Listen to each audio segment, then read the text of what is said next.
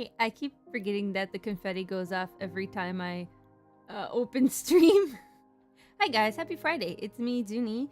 I hope you're all doing well today. I'm doing okay, but we're talking about Jesus and faith today, so I can be more honest. No matter who this— oh, sorry, hold on. Let me just, where's VTube Studio at? Ahem, quick speed run motto reveal. Oh my goodness, whoa, cool shoes, whoa, curly hair, that's crazy. Whoa, is that the first beads of the rosary? Mayhaps. Lamp dress, that's crazy that I'm a lamp. Cool wings, you can see through them. Whoa, hey. Anyway, there you have it. There's me again. I gotta get used to doing that for the next, like, 2 weeks. I got a rosary, hey! Wait, hold on, I got something for you. Yippee! Okay, great. Howdy, Phyllis. Howdy. Howdy, howdy, howdy. It's good to meet you. It's amazing. Thank you, thank you, thank you. Wait, get down. No flying in the shop. What? I can do what I want. Nah. Wait, I can actually do that. I keep forgetting. Nah. There. I do what I want. But thank you. Thank you. I see all the highs and hellos, and I am in my heart saying hi and hello. It's for if you don't ever want to say hi in chat, but you want to be like, hey, Juni, I'm here. I won't bother you. Even though I'm like, you know, and I get super excited. Weaponized autism? 91. Very classy. I'm happy to see you. I'm happy to see you too. Yesterday was really fun. We did a study stream. I did it on Twitch only though, because the commands only work on Twitch. I need to figure out how to make it work on both YouTube and Twitch. But so far, I think I need to add stream elements to YouTube's. What a name. I know. She knocked over a priceless piece from the 16th. Nuh-uh. I fly responsibly. How dare you? How are you doing? I'm doing okay. Spiritually, not awesome. Hello? So Faith Talk on stream. That's a first. Really? I feel like other VTubers do like Bible studies and stuff. I've done Faith Talks before, but it's not going to be anything super fancy. It's a everybody come to Jesus moment. So let's talk about what's going on in our spiritual lives kind of vibe. Not anything super formal or super serious. I'm not going to like throw scripture at you or anything like that. I'm not going to try and convert you. Jokingly, I'll be like, haha, hey, you want to be Catholic, right? But it's more like, I think we should have an open platform to talk about how everything's going spiritually, yeah? Hi, Apple Tea. Hi. Welcome. It's my first. You ever hang out with your Christian friends and you just talk about life? That's the goal. As long as it ain't Roman, I'm Roman Catholic. Yeah. Speed update before I go back to work lyric. OCIA started up in October. Oh, starts back up in October. Yes, baptism and all the cool stuff so far is scheduled for April 5th. Yeah, that's Easter Vigil. And I sadly was diagnosed with type 2 diabetes. Oh, really? Oh my goodness. Well, I'll make sure that when I buy and I make you sweet treats, they'll be good for you. A lot of people in my family also have type 2 diabetes, so I have to be careful, and I have learned some cooking life hacks. So, to celebrate your confirmation, I don't even know if I'll be in redacted state by then. But if I am still in the same state as you, I'll make you something. I'll be there. You just tell me where, but not actually in chat. Just tell me where, and I'll try and be there for Easter. Yeah. Wait, what'd you learn to cook? Oh. I have like a... We have like a recipe book for people who are like diabetic in my family, so I don't know what exactly I have to change, but I just have to call someone and be like, hey, what do I add to make sure this is good? Family Roman Catholic, and I'm the black sheep, but we're good. New state? New state unlocked! Wait. New state unlocked! Not yet. Eventually I'm going to be making a big move, but I'm not saying to where because I'm trying to be more secure about my location instead of telling you guys that I'm from X state and redacted. Well, you guys don't know what city I'm from. Well, not everyone knows, so I'm trying to be better. I love how dorky your new model looks. Yeah.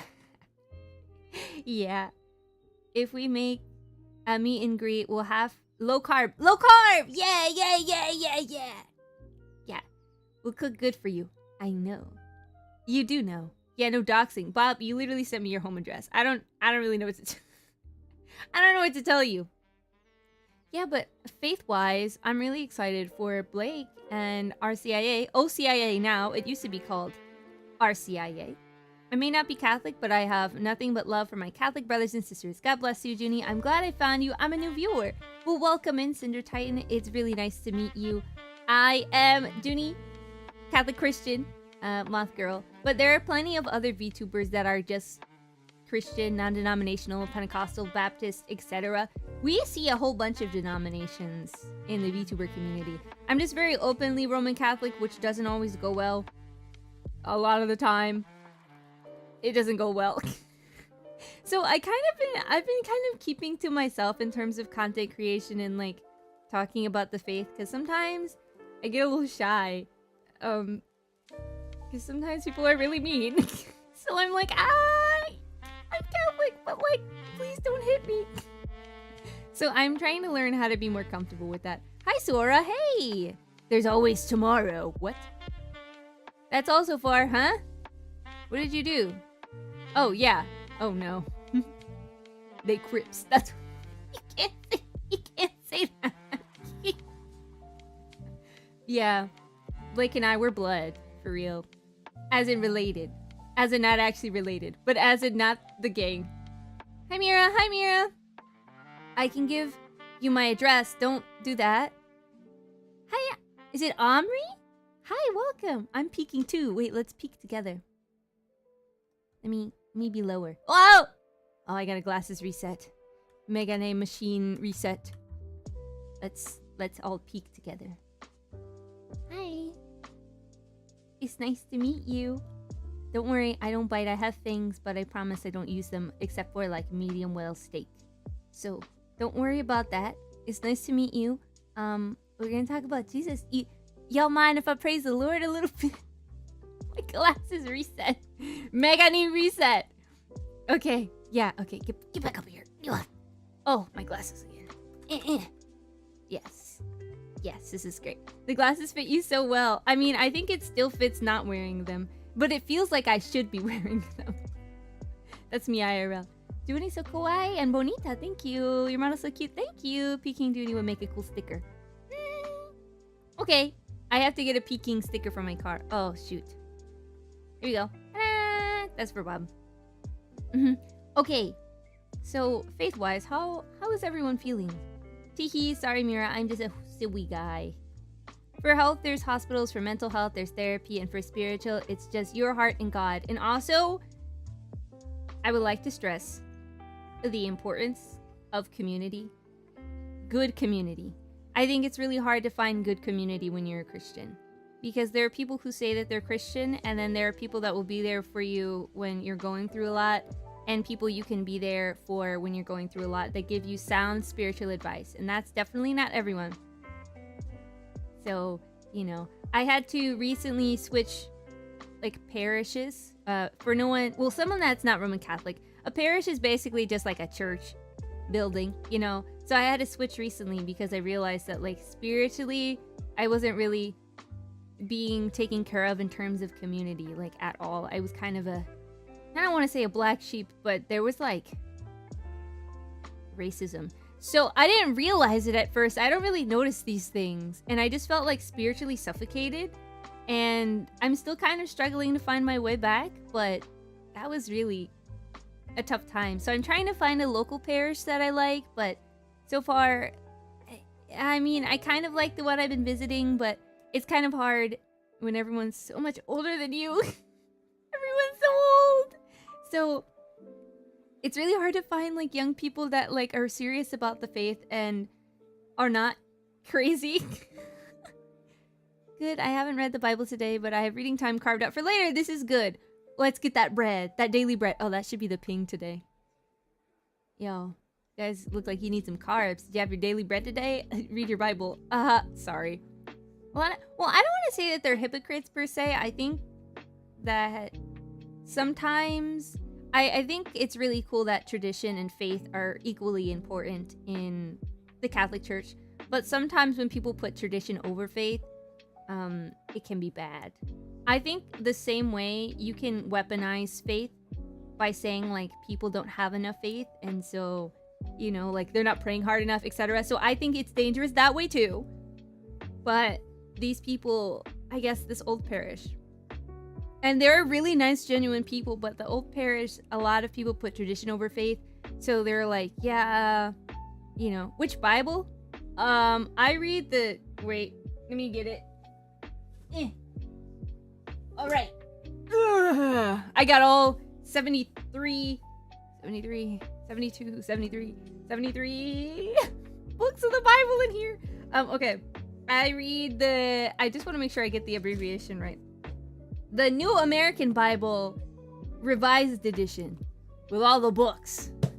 It's a hefty girl. I got the Blessed Is She Bible, so if you look it up, it's got like a little sprout on the front. Every girl I know has this Bible that are Catholic. I've been feeling a lot better spiritually and mentally lately, but it's something I have to constantly work on. Yeah. To not let myself be brought down and to stay positive and faithful through the struggles and the bad. Yeah. I think it's good when faith is tested, but I also think it's really good when you have support when your faith is tested, because sometimes. What about the Catholic New Woman, huh?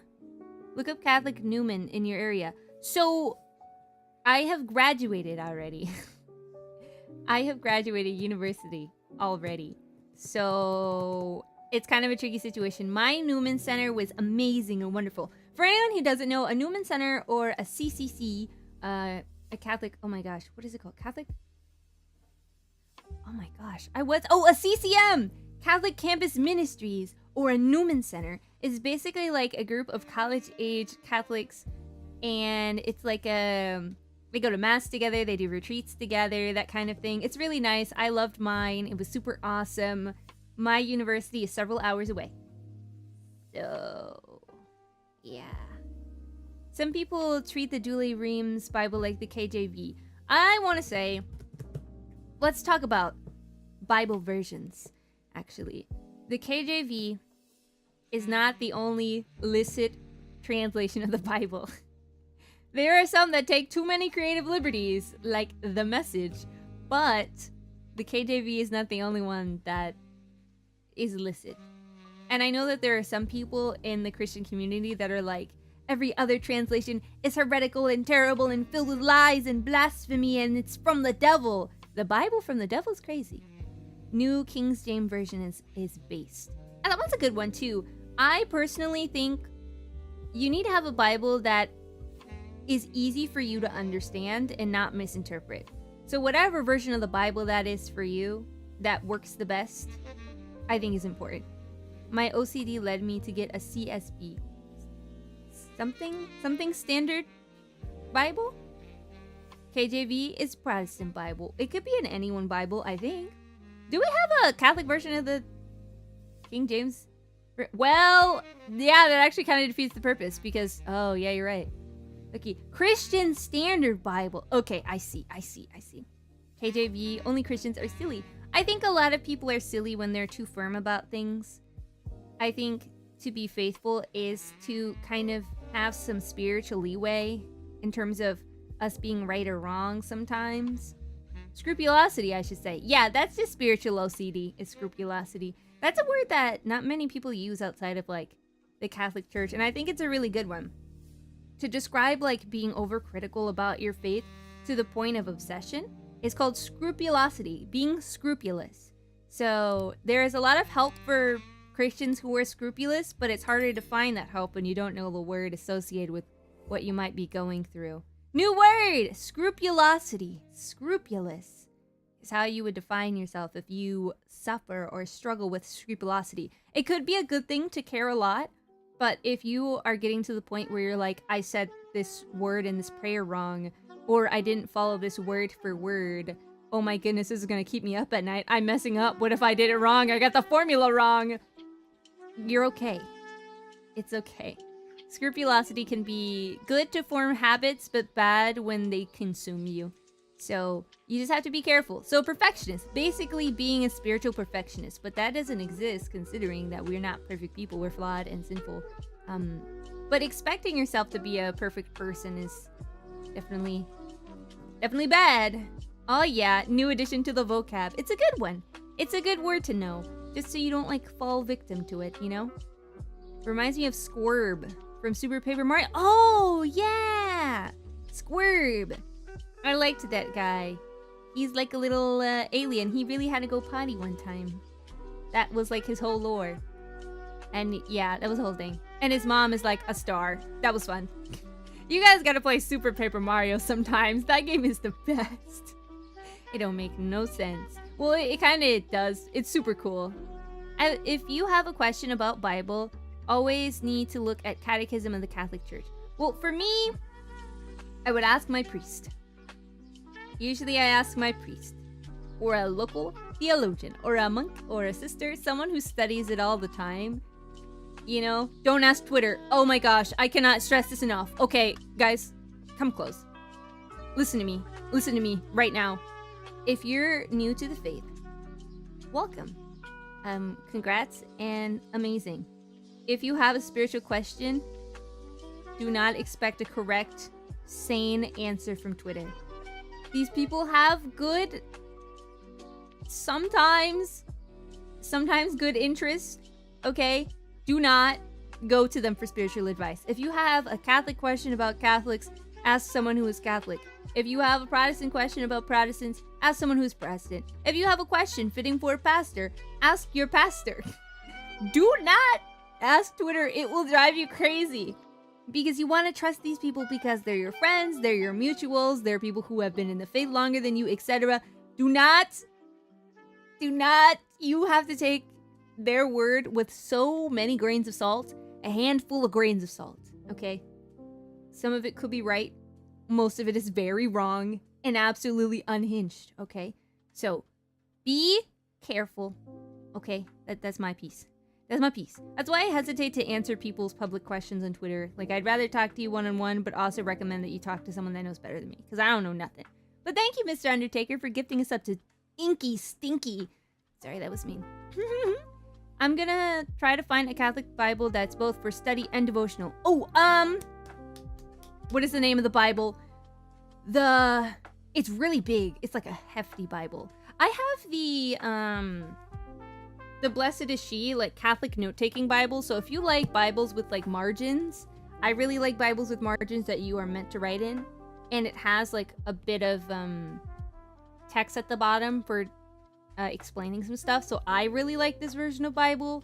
But again, it's what version works for you. If that's what you need, that's great. I have a Bible in your separate book, separate from my Bible. So if you want something like that, that's great too. Best advice for anyone who became Catholic by exposure from Twitter has and will always be leave Twitter. Leave until you go through RCIA and then come back.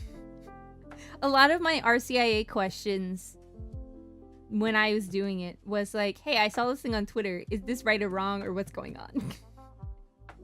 So yeah, don't let people lead you astray spiritually. That'll mess you up. Especially like people with like, what are they called? Like random weird niche beliefs in Christianity. Like, you can't celebrate any holiday. All holidays are evil. Do not celebrate Easter. Do not celebrate like Christmas or Halloween or anything.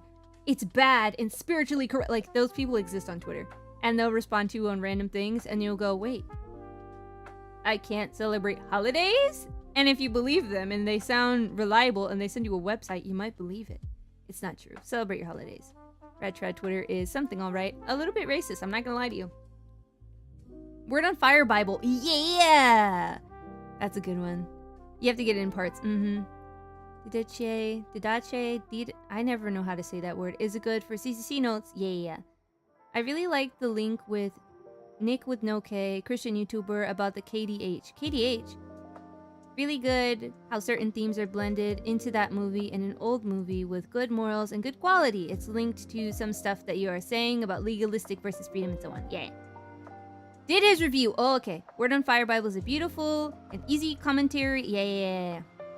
Came in at the wrong time. Sounded like Juni was denying holidays. Oh, I was talking about, you know, those people in on Twitter that you post something and then randomly they're like, say no to holidays and all these other things. They're from Satan. Random Bible verse. Random Bible verse. If you celebrate holidays, you are dooming yourself. You know those people? Those are the people. Didake. Which one? That's two different ones. Didaka. I have no idea. Okay. Holidays are just traditions, but there's nothing wrong with celebrating traditions as long as you're glorifying God. That is important. I agree. Just talk to God about it if you're feeling unsure about holidays, or maybe a peer. Okay. This is also important. Proper discernment, okay? I trust all of you. I want to trust all of you. This is important, okay? When you have spiritual questions, I think it's really important to not do bibliomancy, okay? This is what bibliomancy is. You open the Bible to a random page. You ask God a question and you open your Bible to a random page and a random verse. And whatever it is, it quote unquote answers your question. That is a form of divination. Do not do that. Do not do that. That is not how you use your Bible. This is not good. With this new model, you could do some great, over-the-top, energetic Catholic skits. I don't know if I do any of them. I'm scared. It's Kai in Greek, which usually is transliterated to as a hard K sound. So it's didake.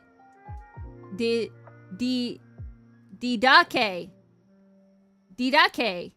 I sound like a robot when I say it. Didake.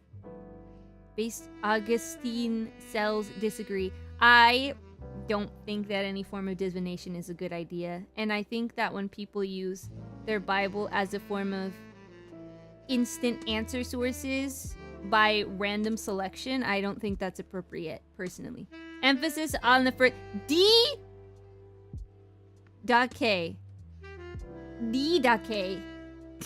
Sounds like Spanish.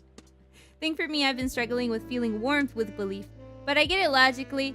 But it just feels clinical. I've been feeling that way too. Like, yes, we understand, like, having faith is good, and you should read your scripture, and you should read your word, and spend time with God, and have... I think it's good to think about it as a friendship, and working toward a friendship. Before someone makes a Bible tarot deck, I have seen it. That's because you are a robot, Juni. That's not true. I'm sure someone has. Yep, it already exists, guys. Don't push God. Exactly. The answer will come when you're ready to have the answer. If you're using the Bible as a way to find an instant answer, it's not going to work.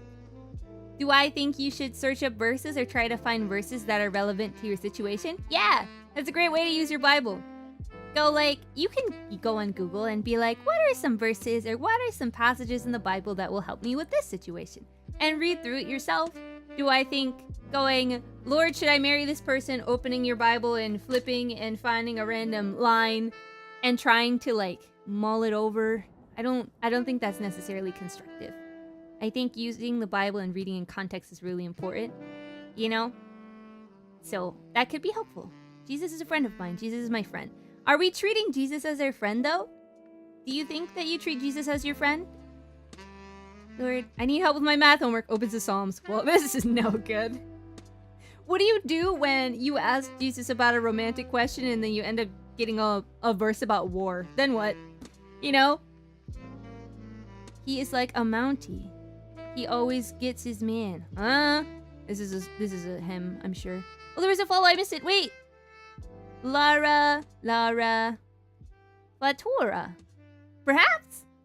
Lord, should I marry this person? Bible. The tribe of Dan. Yeah! So I think people would interpret that as there are many fish in the sea. And then lose something good that is from God, you know? Psalms fix everything. I don't know.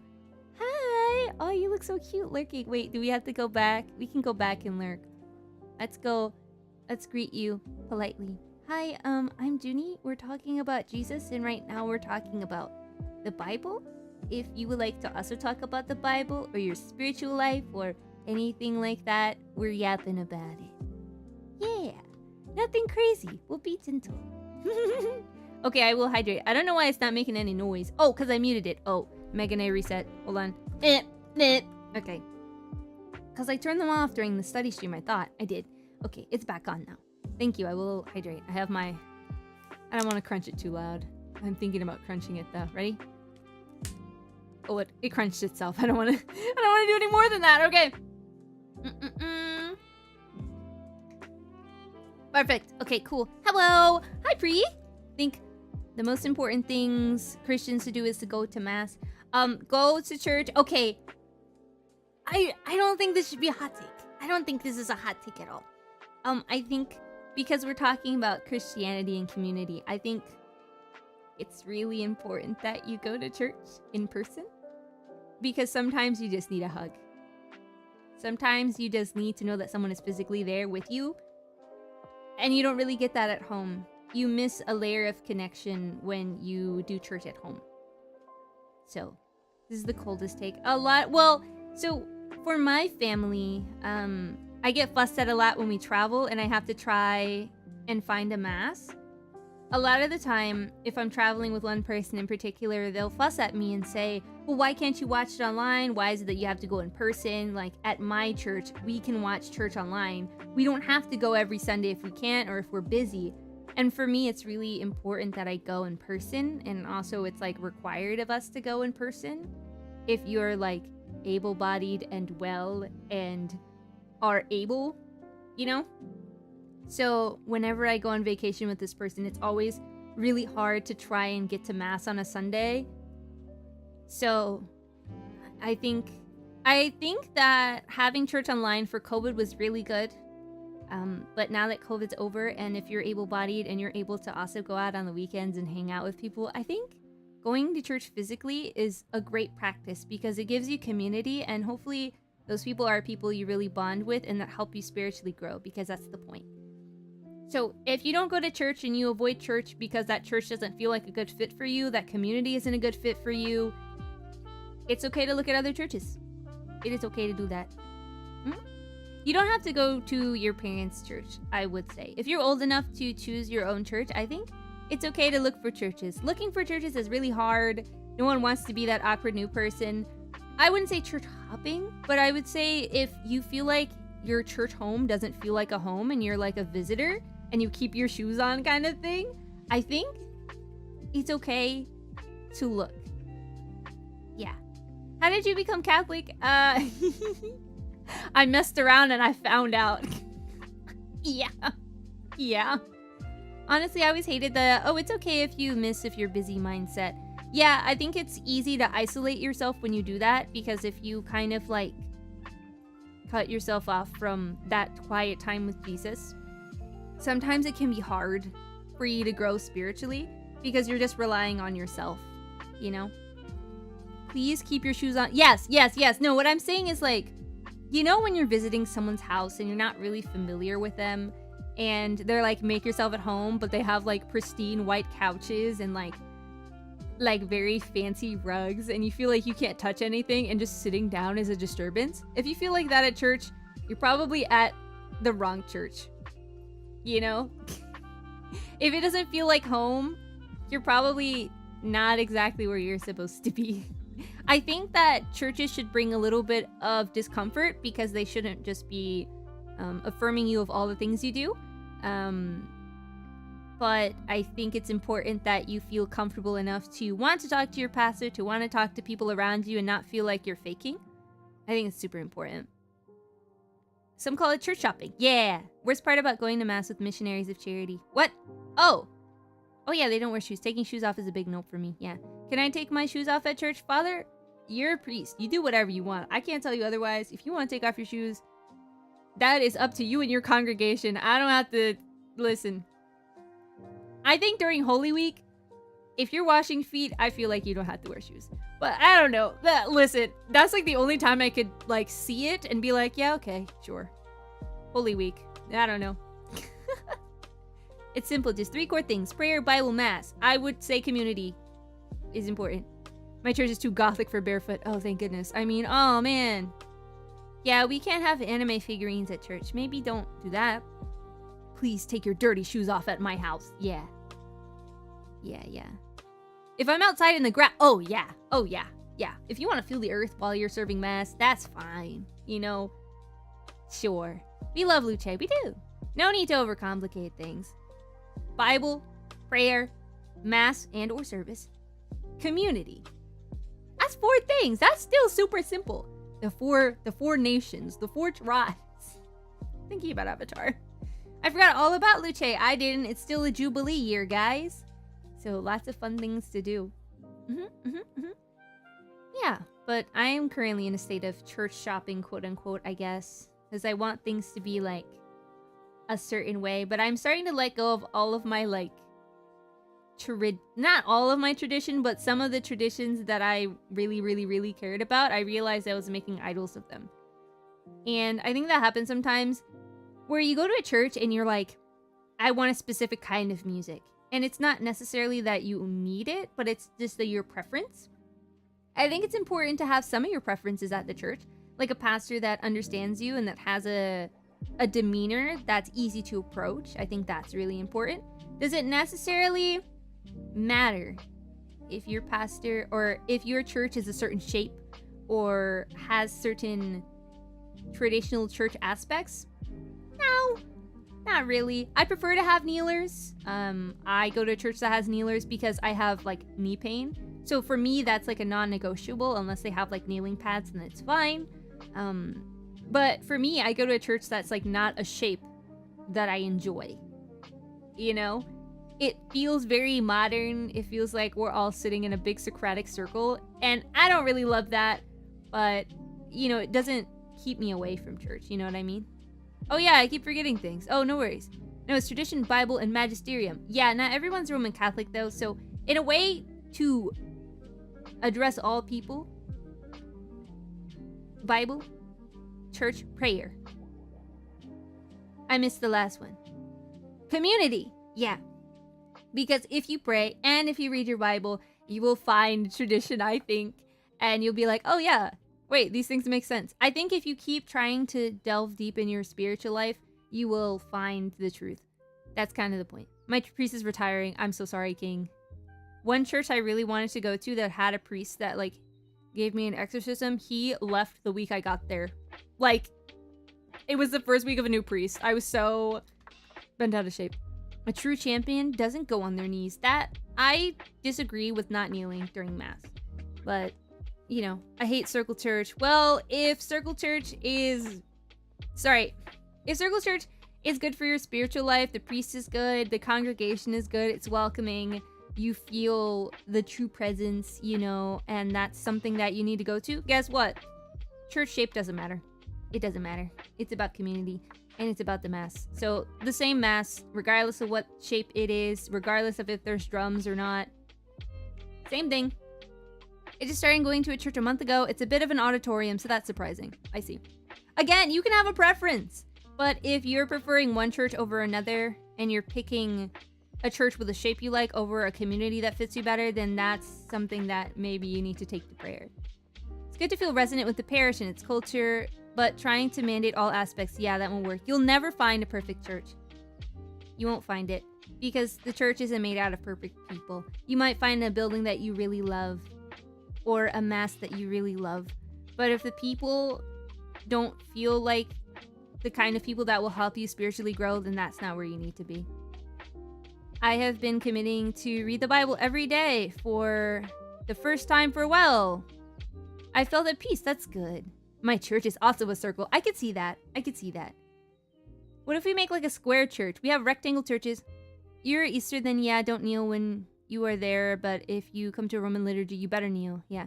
Scurio Cabinet, the new fan base name. You guys are in an antique shop. And that's where I keep my trinkets. The building shape and the look is the least important. Yeah. Kneeling is optional at mine. I've only ever seen women kneeling, though. I think pray on it. If you feel called to do that, do it. If you don't, I don't know. I personally, that's something I don't bend on. I also don't like receiving on the hand. I don't like receiving communion on the hand.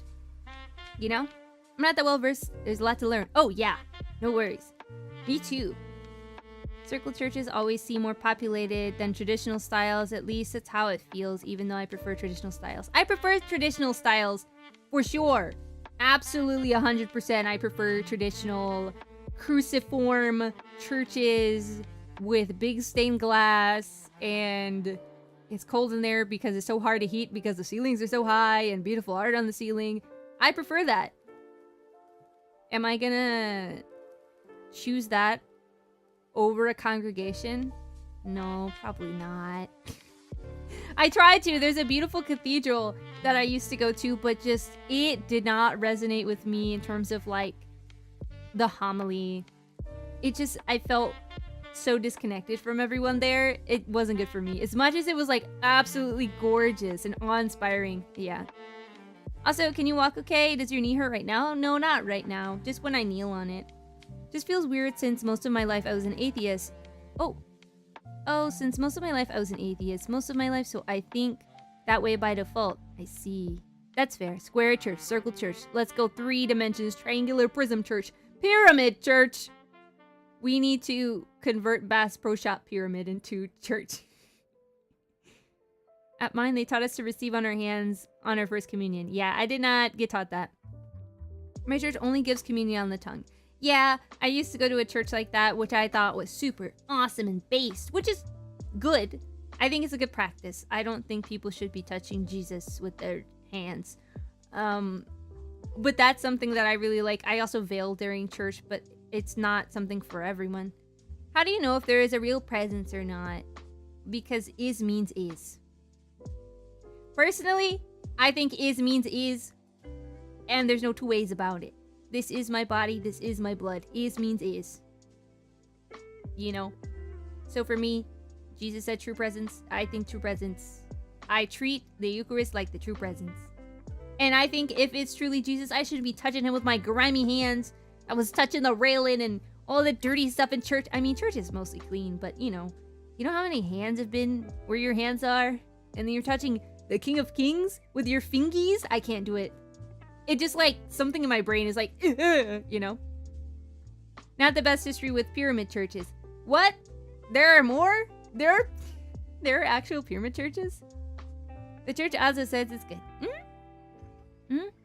Prefer kneeling, but sometimes it's not possible. Most Sunday masses here become SRO.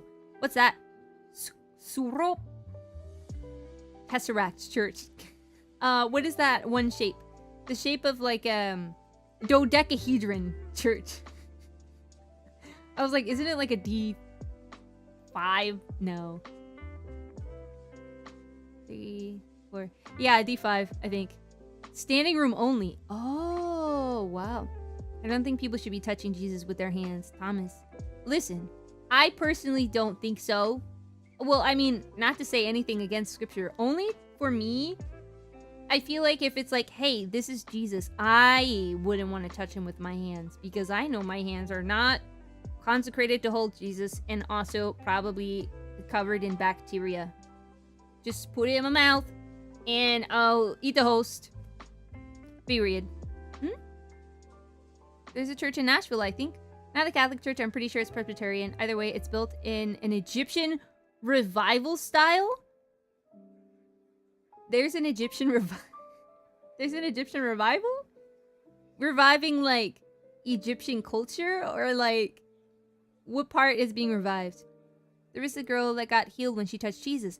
That's true. That's true. But also, if you're receiving Jesus, it doesn't matter if you hold him. You're receiving him. In the tabernacle of your heart. Anyway, in a physical form, you know? So personally, I am against touching the host. But if other people want to hold Jesus in their hand, that's something special, important to them, okay. For me, I take the words right before receiving the host very seriously. Lord, I am not worthy, you shall enter under my roof, but only say the word and my soul shall be healed. I am not worthy to receive communion. But shoot, give it to me anyway. I will receive it with as much humility as I can.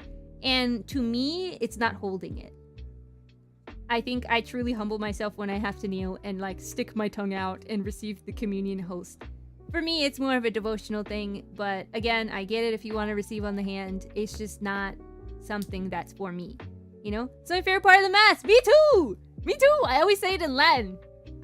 Yeah. And it's not like, oh, I'm not worthy of anything. I'm so terrible and awful. It's more like, dang. Like, I am low-key a sinner. I mean, high-key, actually. But, like, the King of Kings is like, yeah, all right. I like this one. Come on over. Love you so much. And I'm like, man, if I'm meeting a king, I gotta, like, get myself together. So when I, like, go into the church, I, like, before I get in the pew, I, like, curtsy. I always wear a skirt or a dress. And kneeling is kind of hard. So I'll curtsy so it pulls my skirt a little bit so I don't, like, trip on it when I'm trying to get back up, because that is the issue. Getting down is not hard. Getting back up is hard. So I curtsy. I think it's real polite and cute. And I'm like, haha, because the King of Kings is here and I'm a princess. Ahaha. Yeah. So that's why your model has a tongue? For receiving the Eucharist, of course. No, the tongue is because she's silly and she likes to... Bleh. Both reasons are good. Hello, Junies. I'm calling all of my extra... Rooster said, huh? Does that mean you're killing them? Whoa. Unless you're not, then ignore that. Talking about pyramid churches, I was jokingly talking about ancient pyramids like Egypt or South America. We gotta make pyramids holy again. Were they holy before? Well, it depends on your definition of holy, but I guess. Where did that crown come from? I spawned it. Want me to take it off? Do you think I don't deserve it? Okay. I can't look up anything right now. My phone is occupied with VTube Studio, and my computer will blow up if I touch anything. I'm not touching anything. No! Don't take it off. Okay. Go back. Okay, there you go. Wow, thank you for giving me your crayons. You deserve it, little one. Thank you. I don't think... I think when people say you deserve something, I don't like the word deserve in like a spiritual sense. I don't like the word deserve. Because I feel like we don't really deserve many things. I think you can work towards something and earn something, kind of. But there are just some things that are so great that we don't necessarily deserve them. We don't deserve to be saved. Not to be a downer or anything. Again, it's a grace that we are saved, you know? But when people are like, oh yeah, you deserved this. It's like, did I really though? I've been blessed beyond measure. I don't think it's like a, oh yeah, you worked so hard and you absolutely deserve all of these like blessings you can't even hold or fathom. I'm like, oh no, this is like way beyond my minimal efforts. Like, for sure. I'm very blessed with what I have. Do I think I deserve it all the time? No, because when I'm a grumpy grouch and I'm like boycotting Jesus because I'm upset about something, do I deserve being blessed? No. When people are like, oh, Juni, you deserve so many good things. I'm like, I'm being such a whiny toddler to God right now. So that kind of thing, I'm like, nah. So I try not to say like, oh man, you deserve this. Because I think a lot of things are God's grace. He's very, very kind to us. He's very good to us. You know? I can't imagine Juni being angry. I get angry. I was upset about something. What day was it? That I was really upset. I had to have a car rant with myself. I was so upset about something. Me in this moment of life, just throwing a baby rage to Jesus. Yeah, and he keeps blessing you anyway, and it's like, stop being nice to me. I want to be angry. And then when he's like, okay, I'm gonna take one step away. You're in the desert. I'm still here, but go on, walk back to me. Then you walk into the desert willingly like an idiot. That's at me, not at you. I get that. Then I'm like, Jesus, where did you go? Why did you leave me? And it's like, you walked away willingly into the desert. I was the other way, and you turned around and you booked it. And now you're in the middle of the Sahara. How'd you get there? Well, obviously he's nice and he pulls us back out of it, but sometimes I feel like spiritually I'm a toddler. And I like to use the stove analogy a lot, where it's I keep reaching for the stove. You know how a kid would try to touch a stove because it's warm? Ooh, warm stove. And you're cooking something and you're like, don't touch the stove, don't touch the stove. Stop trying to touch the stove. Right? And then they finally touch the stove, and you're like, see what happens when you touch the stove? You burn yourself. And then the toddler gets really upset because, ow, and why the heck didn't you stop me from touching the stove? It hurt. And it's like, I tried to stop you from touching the stove. You kept trying to touch it, so I just let you touch it. Yeah. I feel like life is like that, except like I'm in my, God, I touched the stove and now I'm upset. You know, and he's like, come on now. Let me get some ointment and put a band-aid on it. And I'm like, no, don't touch me. I'm upset at you. Yeah, so I gotta lock in for sure. Listen to me. Listen to me. Don't be foolish like me. Look, let's talk. Do not boycott prayer. When things go wrong, what you do not want to do is stop praying. Don't do that. It will not make you feel better. It will make everything so much worse. And then you just fall into a pit of despair. Don't listen to me. Don't do it. Don't do it. You're welcome. You're welcome. Job kind of did that. It's okay sometimes. Yeah, I never throw a temper tantrum at God. That's so silly. Judy had a car ranting moment? Yeah, I did. I get upset. She was mad. She found out Kirby Air Ride is what? Sequel was on Switch 2. Oh, I don't really care about Kirby too much. I always had the problem of pitying myself to God. Thankfully, the Holy Spirit helped me to begin overcoming it. That's great. And then try to touch the stove later on. Yes! You literally get over it, you sniffle, you have the band-aid on your hand, and you're like, okay, well, I know now it hurts to touch the stove. But the stove still feels warm. And you're like, well, if I touch it a little bit, like, it won't burn me, right? Like, it'll just be warm. That's fine. So you kind of, like, put your hand near the stove, right? And then you keep moving closer to the stove. And you're like, well, maybe it didn't hurt as bad last time. I'm gonna just touch it. You touch it. It hurts. And you're like, what the heck? God, why would you let this happen to me? And it's foolishness. It's us falling to sin.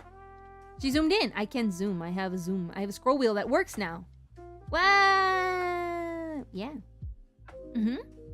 As long as people die of hunger and thirst and loneliness, nobody deserves anything. You should have done something. The fact that you get to live a calm life is not deserved, but it can be earned.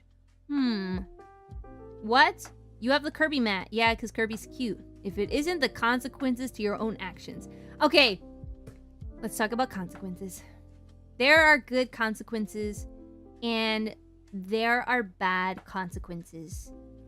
Every action will warrant a consequence. Okay? If you do good things to people, there will be a consequence. If you do bad things, there will be a consequence. If you do something bad, and there is forgiveness, there will still be a consequence. So someone can forgive you for doing something bad, but you still did the bad thing. So for example, let's say you like punch somebody at work. You get so mad and you punch someone at work. Okay? Natural consequence, you lose your job or you're reprimanded at work. The person can forgive you, but you will still have to face a consequence of some sort of discipline. I think it's helpful to think about that sometimes, especially when we deal with people or, yeah, a lot of situations where, you know, you can be forgiven, but also, like, the hurt can still be there. So just be careful. Or you're arrested. Maybe. Or they press charges. Who knows? Sneaks around in silence. I see you, Lulu. Hi, Lulu. Hi. I'll let you sneak. So if the priest gave you the host on the hand, you ban the priest or the church and will never go there again? What? No. No. I only have an issue when people are not careful with the host. I went to a church that did intinction. So it's called intinction. Basically, you take the communion wafer and you dip it in the wine and then you consume it. But the way that he did it, he like scooped it like the wine was like salsa and he was eating like chips. And when he was like distributing the communion hosts, he like grabbed a fistful of it like really aggressively and dropped a few. I had an issue with that, you know? You're so cute. Thank you. I appreciate it. So as for me, I would not go back to that church because I thought I believe in the true presence, and to me, the true presence was disrespected. You know? Yeah. So I like, it bothered me. And then I went to my car and I just like burst into tears. I was like, how could they do that? I don't know why I was so emotional, but I realized that at that moment, like that kind of thing is very important to me. Treating the host properly is super important. So I called my, like, I was still in RCIA, so I didn't even receive communion. And I messaged my, like, my catechist, and I go, why did I do that? And she's like, what happened? I was like, I went to this church, and these are all the terrible things they did. And I thought it was gonna be okay, because the priest was so nice. And everyone was so friendly, and they did that. And she was like, oh, well, sometimes, Juni, that happens. And my sister-in-law goes to that church. I would never go there. You don't have to go there. The bishop knows about it. It's gonna be okay. I was like, yeah, okay. You know, but I was so bothered by that. So I'm very, like, particular about communion, I guess. Because don't be rude. If it's truly Jesus, why are you gripping him like that? That's scary. Don't grab a fistful of Jesus and, like, throw him across the altar. That's crazy. Why would you do that? So I was like super tilted. But, you know, I know that part is important to me. But if a priest exclusively gives the host on the hand, I personally probably wouldn't receive, just because I don't like receiving on the hand. But I wouldn't, like, hate the priest for doing it. You know, because if you have to receive on the tongue, a lot of the time you have to touch people's tongues. And if you're a germaphobe, rest in peace. I think that story was adorable, to be honest. It was very heartbreaking. Wafers with salsa sound really good right now. Maybe, like, a chip? Maybe a chip? I'm not a communion wafer with salsa, but a wafer with salsa? Okay. I was so distraught. Because, like, he let the wine drip on the altar. I was like, are you... Yeah. Like, it's one thing to, like, experience a messy eater, but seeing a messy eater consume Christ in the Eucharist was crazy to me. So that, like, really wore me down a little bit. Low-key a germaphobe, so I don't know how I will do when I get communion in the Orthodox Church. Yeah! You're gonna be okay. So the priest spreads germs from Juni's mouth to whoever's behind her? Well, some priests are very, like, I want to make sure you do not drop this communion wafer, so they, like, put their, like, thumb, and they're holding the wafer, and they make sure, like, it goes on your tongue. So sometimes your tongue and their finger, like, connect, but it's not like a weird intentional thing. It just happens sometimes. So that could happen. Yeah, it's best not to think about. When I was about to become Catholic, I would watch people, like, receive the Eucharist because I did not want to lick a priest ever. And the first time I received the Eucharist, it happened to me. And I was like, oh my gosh, he's gonna remember it forever. And then it was over in, like, 2 seconds. And I was like, oh, okay, no problem then. It happens, you know? I get the preference for receiving on the tongue, but if tongue isn't an option, wouldn't it still be better to receive on the hand instead of not at all? I think for me, it'll depend. It'll depend. I like to receive from a priest. I don't necessarily like to receive from, what are they called? What are they called? Oh my goodness. They're called Eucharistic ministers. Unless it's a deacon. That's okay if it's a deacon. Yeah. Extraordinary ministers. Yeah. I'd receive from a priest on the hand, I suppose. I like the idea of... Not Eucharist. Sorry, I forgot. Don't fuss at me. I think before people used to receive on the hand, but they would receive it on a handkerchief.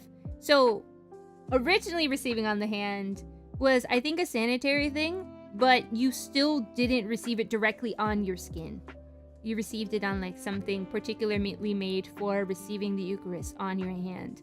So I have a little, like, handkerchief I keep in my bag. So in case that happens, I can receive on my hand. So, I mean, yeah, but if I don't have it with me, and I feel like the Eucharist was maybe treated incorrectly, I would rather not receive it. Because I don't like Eucharistic abuses, personally. But, you know, it's to each their own. If you feel, like, spiritually unsettled by the treatment of the Eucharist, I think it's fair to not receive, you know. Eucharistic ministers refers to ordinary... I know, I forgot in a moment. And now that you said it, I'm like, ah, shucks, you're right. But again, that's like a me particular thing, you know. Again, if you want to receive on the hand, that's okay. You know, I can't tell people what to do and what not to do. And no, in the early days, they had a sack they would put the host in and the priest would carry it through the nave to distribute it in the hand. Frankly, a horrifying thing to think of. A sack. No. No! Well, I'm okay with receiving on the hand on a little cloth. I'd rather not touch. You know? I don't like to touch. But again, just a me thing. I'm very particular about communion because I think it's a very important thing. I think more churches of every denomination, I feel like every denomination should have communion more than once a month. I think that's super important. I think communion should be done every week, if possible. I really stand by that. I think it's important because if we treat it as like this huge thing, then we shouldn't just pick like 1 week to do that. I thought once a week was the norm. Oh, no, it's not the norm. When I was growing up, my church did it once a month. My grandma's church has Communion Sunday, where I think it's the 3rd Sunday of every month they do communion. So not every Sunday. What do you think about people not being worthy of receiving, but going up and crossing their arms? I think that's right. Oh, getting a blessing? I like it. I like it and I think it's good. I know some traditional people don't like it. I really like it. I like receiving an extra blessing from a priest. Makes me feel included. Have you been to a church where they use solid block of unleavened bread for each person? Nope. I haven't yet. I've only been to like the normal Roman rite and the Tridentine Latin Mass. I haven't been to there's an Orthodox church. There's a Byzantine liturgy, and they have leavened bread and the wine, and they scoop it. Yeah. I don't know if I could do scooping, but it'd be cool to witness. I want to try it once, but I don't want to mess it up, you know?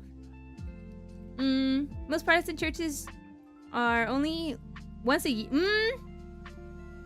The only time I've heard of it being once a year was like JW churches. But for the most part, in traditional practice, it's like once a month. It's very, very rare you'll find a church that only does it once a year.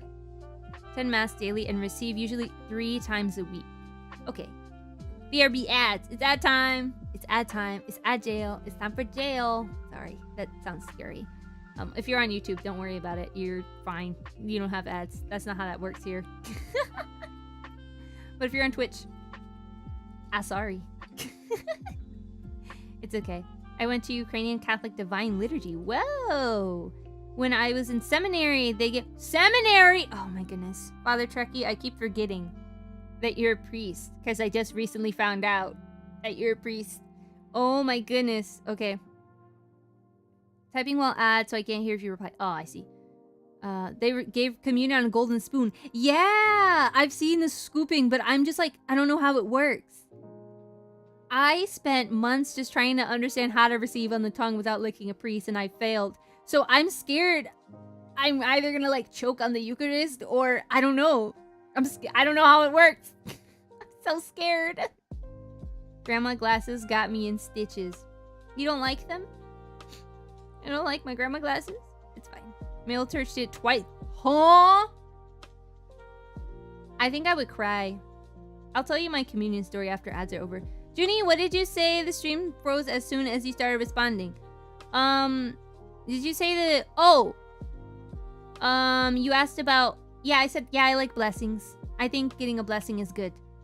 Meeting ran long again. If Juni has 1 million fans, I am none of them because I'm a fake fan. No! The spoons. Easy. I'm scared about the spoons. I'm scared. But thank you for gifting us up. You're now out of ad jail. Hollow Knight Silk Song crashed stream. Is stream crashed? Am I alive to you guys? That's not what I asked. You... What do you think about people not being worthy of receiving but going up and crossing their arms? I think that's right. Do the priests not like that? Some people are saying it on X. If you go to a like super tradition... Okay, firstly, don't listen to people on X. Period. Secondly, if you go to a super traditional church, they may not do it. I've seen traditional churches that bless children because they can't receive yet or they're younger. You can get a blessing. Some people say, oh, well, you already get a blessing at the end of Mass, so you don't have to worry about it. The issue is when you don't go up to receive, it can cause traffic. Because if you're on the end, then you have to get up and step away, and it's awkward. Crossing your arms is kind of a universal sign to the priest telling them, like, hey, I'm not receiving, and you kind of follow the line. So I think it makes logical sense for people to get a blessing. I also really like it because it kind of helps me want to be better, you know? But yeah. Okay. Yes, insightful commentary on the great philosophers of Twitter. Sure. Okay. Fish. Is it fish mochi or fish moochi? My church is Protestant non-denom. We do communion every Sunday. Thank goodness. What a blessing. What a blessing. Also interesting to hear about different practices with communion. I don't touch mine with my hands because I'm a little bit of a germaphobe. I see. Well, if you have the like cups and stuff, you don't really have to touch it with your hands. But with the Catholic Church, it's communal. So you would have to take it out. I'm glad that there's no option to remove it from the like receptacle yourself. Moochie, but you can call me Gal. Oh, okay. Thanks, Juni. Of course. I think blessings at church are good, actually. Yes, insightful commentary. I crossed my arm 3 times at Novus Ordo I visit. They seem chill. Yeah. I liked it. I did it a lot when I was coming into the faith. You know, back to the day, the Vatican has asked the blessings during communion to stop. Okay. They have been ignored. Yep. It would seem that way. I do like it. So, I mean, I'm not doing it in, like, rebellion of the church or anything like that. But, you know, if it stops at my church, then it will stop. And if it doesn't stop at my church, then it will not stop. I don't really know what to tell you other than that. Parents got married, but not through the church, so they didn't have communion until they decided to get married by the church. Yep. That is how that goes. But that is a super not complicated process to get your marriage convalidated. So don't worry. Yeah.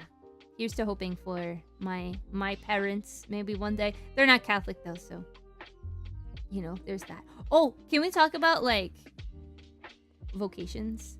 Like marriage or religious life or whatever. Justify marriage when? I don't know. Almost everyone I know uses the cups and takes it out with their hands. It grosses me out so much. Oh no. I'm sorry for that. I like receiving on the tongue with my eyes closed so I don't have to think about it. The germs. Pop off, queen. It's your stream. That's true. I wanted to talk about Jesus, but sometimes I end up talking about being Catholic. But that's the same thing because I'm Christian. Okay. I think that there should be more options for people who are single. And feel called to deeper spiritual life. I don't think everyone should be married.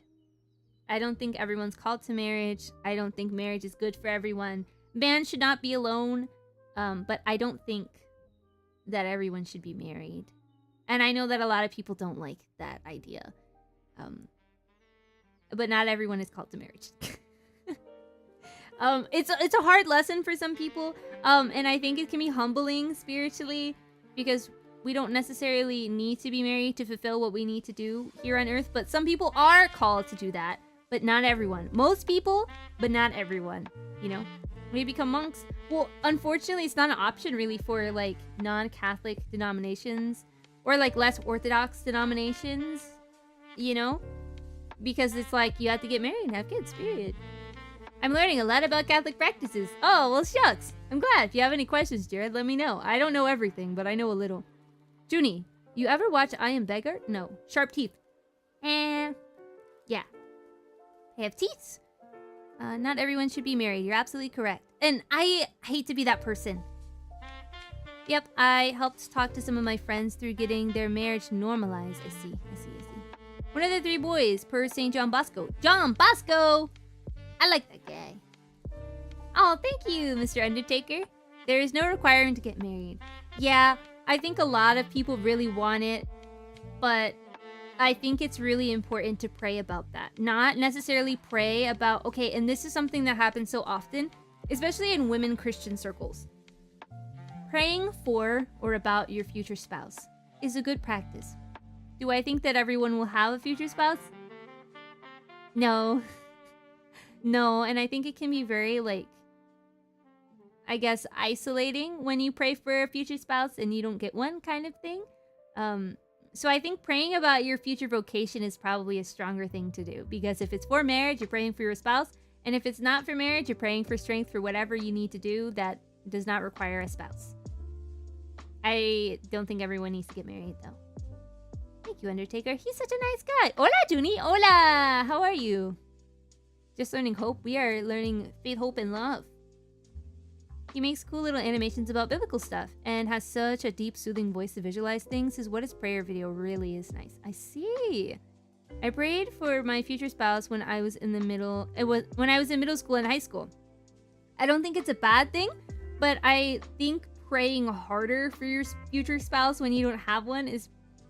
If you start idolizing having a spouse, you probably should not obsess over it, I think.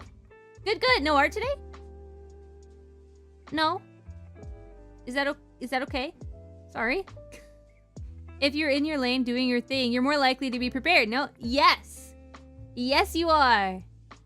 And if it happens, what a blessing. And if it doesn't, that's okay. You know? Then the Lord led me to not having a spouse. Yeah!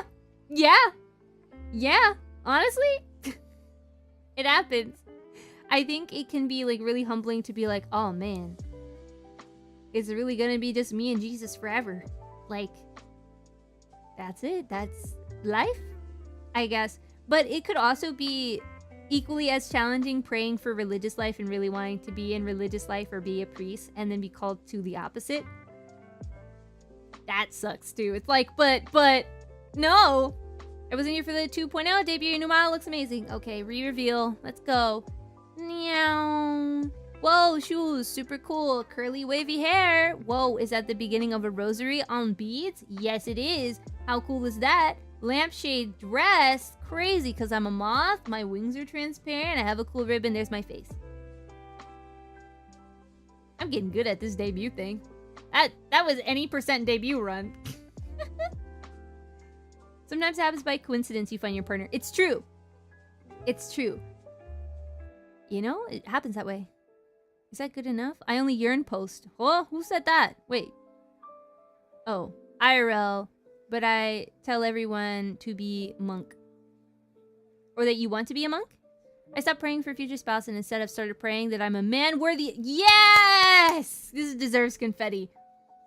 Pray that you are a worthy partner and you're prepared for being a wife or husband and a mother or father. This is the way. This is the way.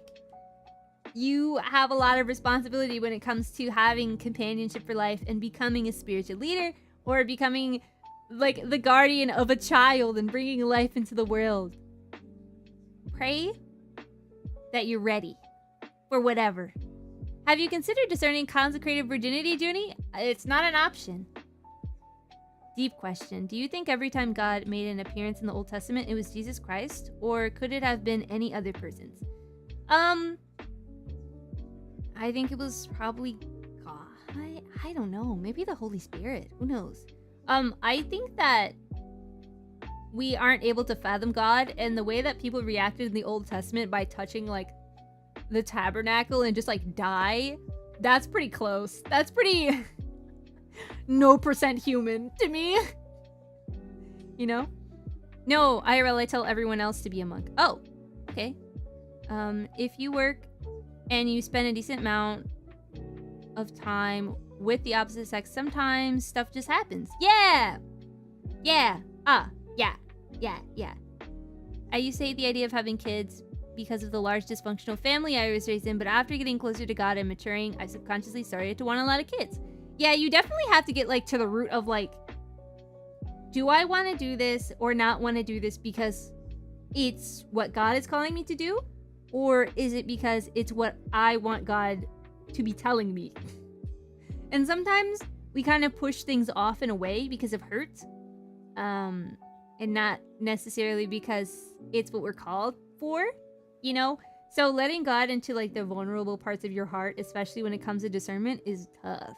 Like a lot of people, I hope I'm not calling anyone out. A lot of people fear loneliness. And they can't stand the idea of being by themselves forever and being their only company. So it's hard to let God into those places because it's like, well, it'll be fine and I'll be balanced and everything will be good because I'll have a relationship and someone to help me regulate my emotions and I'll lock in then. Like, I'll be fine. I just need to, like, get myself together enough to have another person, you know? That's probably a place in your heart that you need to let God in because that's not a good practice, unfortunately. So really pray on if you're ready for a partner or if you want someone else to regulate you, you know? It's tough. Loneliness is an epidemic right now, guys. Be safe out there. And again, this is why I say community is so important. Community in your church. Not everyone has a loving and supportive family, but you can find love and support in the church and in your friends and the relationships that you make, you know. You can lean on other people. It's okay to do that, you know. So having those good, healthy relationships makes it a little bit easier for you to not want to rush God into the relationships you might want or feel like you need. That's a good one. For me, either hand or tongue is fine because it's allowed by the church, or else I'll end up... Oh, I see. That's not... Yeah, I mean, I think pouring or immersion is fine for baptism. Still not sure, like you said. I don't know what I'm called to do yet. That's okay. That's okay. It's not time yet. That's okay. More prayer, time, healing. You'll be good. To go away, I mean, relationships, I really, want the social stigma that regular men and women interact has to be inherently, you want it to go away that male-female interactions are romantic.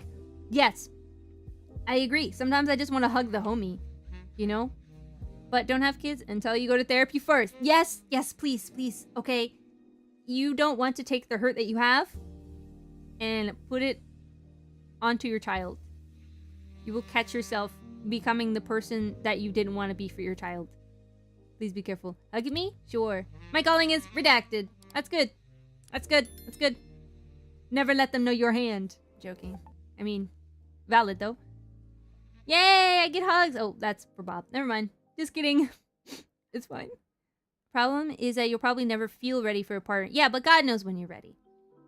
But going like, I think I should have a partner. Like, once I have one, my life will be good. The one thing I really want is to be a wife and mother, and if I have a partner, then bing, bang, boom, we did it. Maybe just slow down a little, you know? You could slow down. Yeah, loneliness definitely makes you feel, like you want to rush things, so be careful. I think I run to Manhattan. What do you mean? One of my good friends whose moms are work buddies, she and I are good friends. She has a boyfriend and we just chill. But some people read into our dynamic when it's like, nah, we just chill. Yeah. And that's so real and super true. Le Friar's call. What? Would only be for one thing. To receive communion with your dear friend Juni. That's a good reason. Yeah.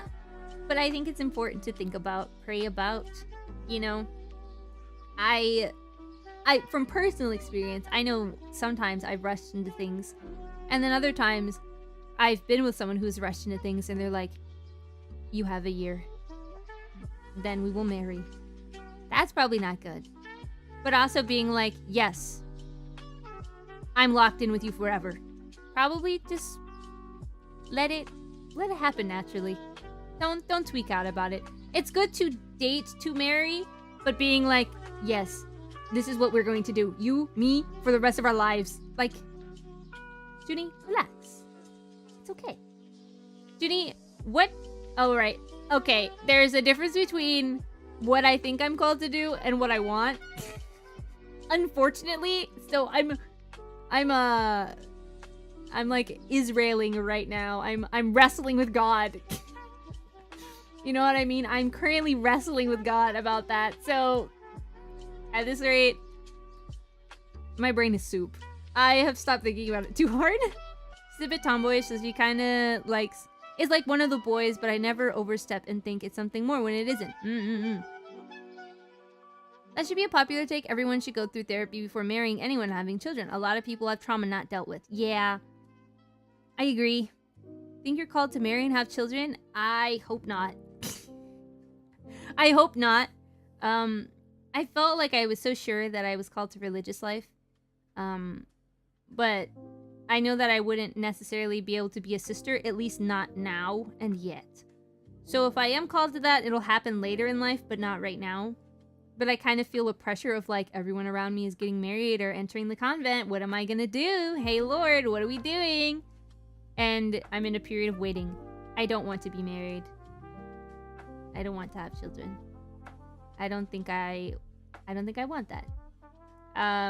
But it could very likely be that it happens. So no doors are closed right now. All of them are open, unfortunately. I would like to be cloistered forever and live in a convent quietly, serenely, not doing anything online, never touching a phone again. But here we are. So there's that. So honestly, I don't know. I'm just letting God lead, but I don't like where he's taking me. I don't like it. I don't want to go that way. Let me be a sister. And every time I like apply to be in a convent, he's like, nope.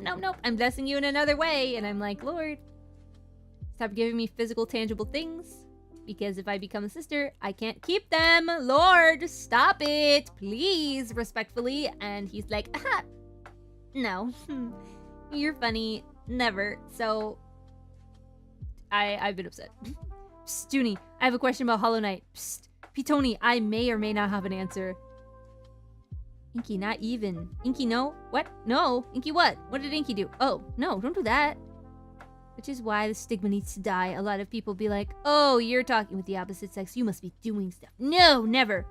Hey, Lord, what are we doing? Is so relatable. That's my life. Hey, Lord, what's going on for real? Juni, yes, vitamins. I already took them. You don't mind me asking what motivated you to not want marriage? It's not that maybe I shouldn't phrase it that way. I feel the most peace when I'm at church, when I'm spending time with Jesus in the Eucharist, when I'm at Mass, when I'm at adoration, and every time I've been in a relationship, either I've been told to not overdo it in going to church and finding that peace and serenity, which is really weird, or that I felt like God was second. And every time I was in a relationship, I'm like, I want God to take up all my time. And if I have children and if I get married, then I won't be able to spend as much free time that I have in front of the Eucharist with Jesus in adoration. I would be responsible for many other people. And that is something that made me uncomfortable. I didn't like that idea because I know when you become a mom, you lose a lot of your free time, which is okay. I'm okay with giving up free time, but like losing my free time and being away from Jesus sounded painful. And it is painful. Do I want to call randomly late at night? Not really. Do I want to go to the nearest monastery and sit in front of Jesus? Yes. So maybe it's that I'm not a people person or something. I don't know what's going on. I need to figure it out. Either to have someone that prioritizes Jesus the same way that I do, or something like that. Because I was struggling. Wait, streamers have free time? Lately? No. Lately, no. I'm trying to keep Wednesday nights reserved so I can go to adoration, but you know, that's why Juni hates dogs. I don't like dogs because they act cute and they never like me. Do you think two Christians could meet online and eventually get married? Yes. Yes, my favorite married couple ever. They met on Tumblr in like 2014. And they're now married and they have a baby and they're both Catholic and super sweet and awesome. So, yes. Get those ads out of here. Well, congratulations on yourself. Thank you for giving me your prime. I'm glad that it didn't hurt you more than it needed to. What about being a nun? That's what I'm talking about. I thought about doing that. I can't be cloistered. My mom would perish. So I'm like, oh, I could be a sister. This is my wrestling. You are now with me in the pit, and we are wrestling. We are wrestling with God. Tumblr of all places. Oh, yeah. Emo Tumblr. It worked. They have a lovely, lovely baby girl. She's a few months old now. Yeah. Dogs are very needy. I think that's probably what I don't like, that dogs are needy, and I'm not a clingy person. I'm very avoidant. So, yeah. Why do Catholic girls hate dogs? Because we're catholic. Haha. P20, I need advice. Uh-oh. Best Catholic couples I know met on Discord. Yeah, that happens. My best friend's parents met on Match.com. That is a throwback. Oh, now I see why she hates me. What do you mean? Is that a dog? Is that it? Who is that? What dog is this? Wait, is this your dog? Is this Yensa's dog? Sorry, Yensa. What's a Zatsudan? It is a just chatting stream. We're just chatting. Jesus. About vocation. About mass. Sorry. I didn't mean it to sound super Catholic. You guys ask me Catholic questions, I answer them. It's over for Bob. Dogs are too clingy. It's true. They are. I do very poorly with people who are too clingy. Unfortunately. He urine posted too much. No! I don't have a Discord. I probably would have like 8 wives if I did.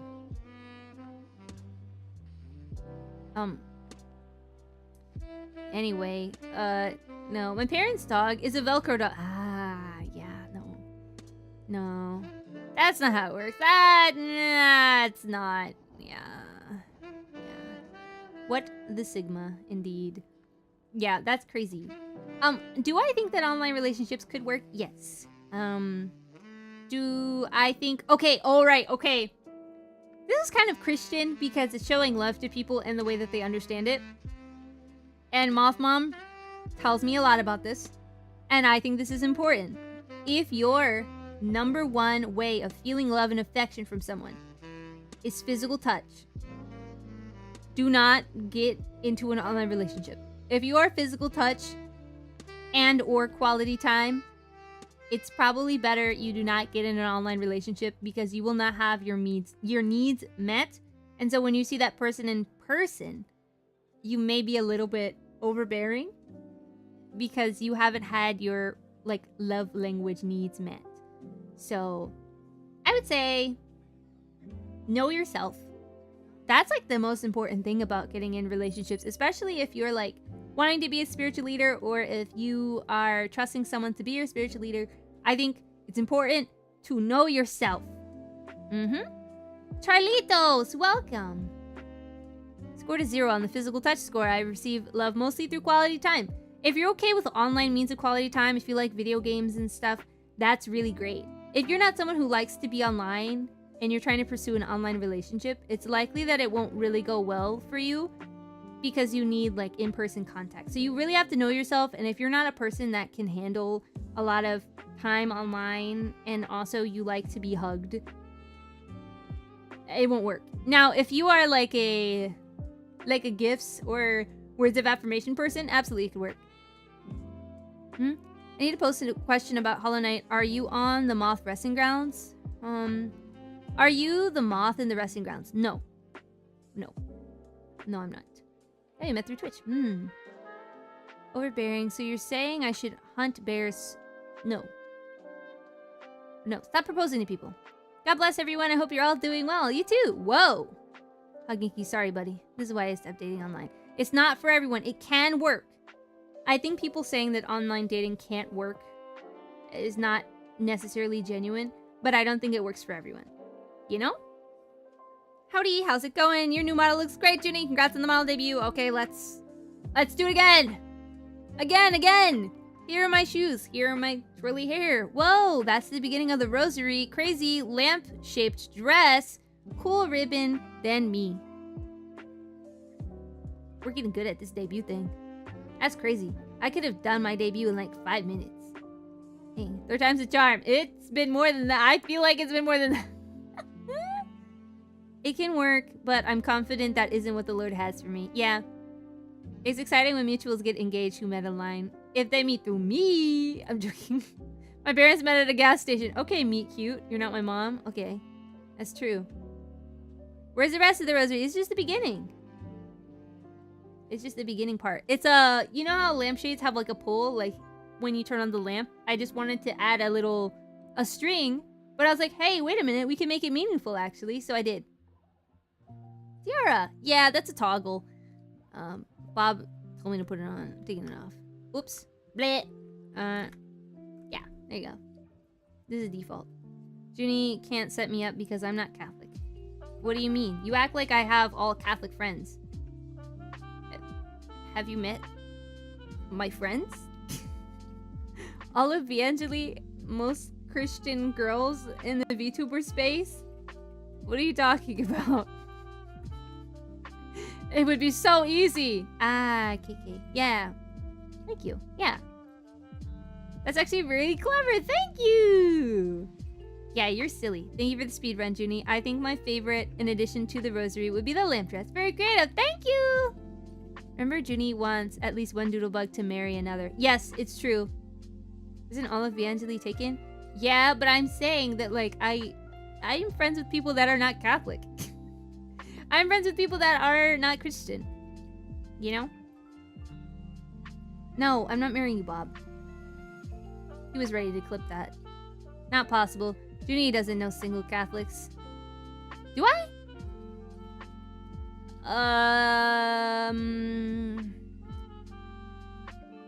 Bob, but that doesn't help you. Roki?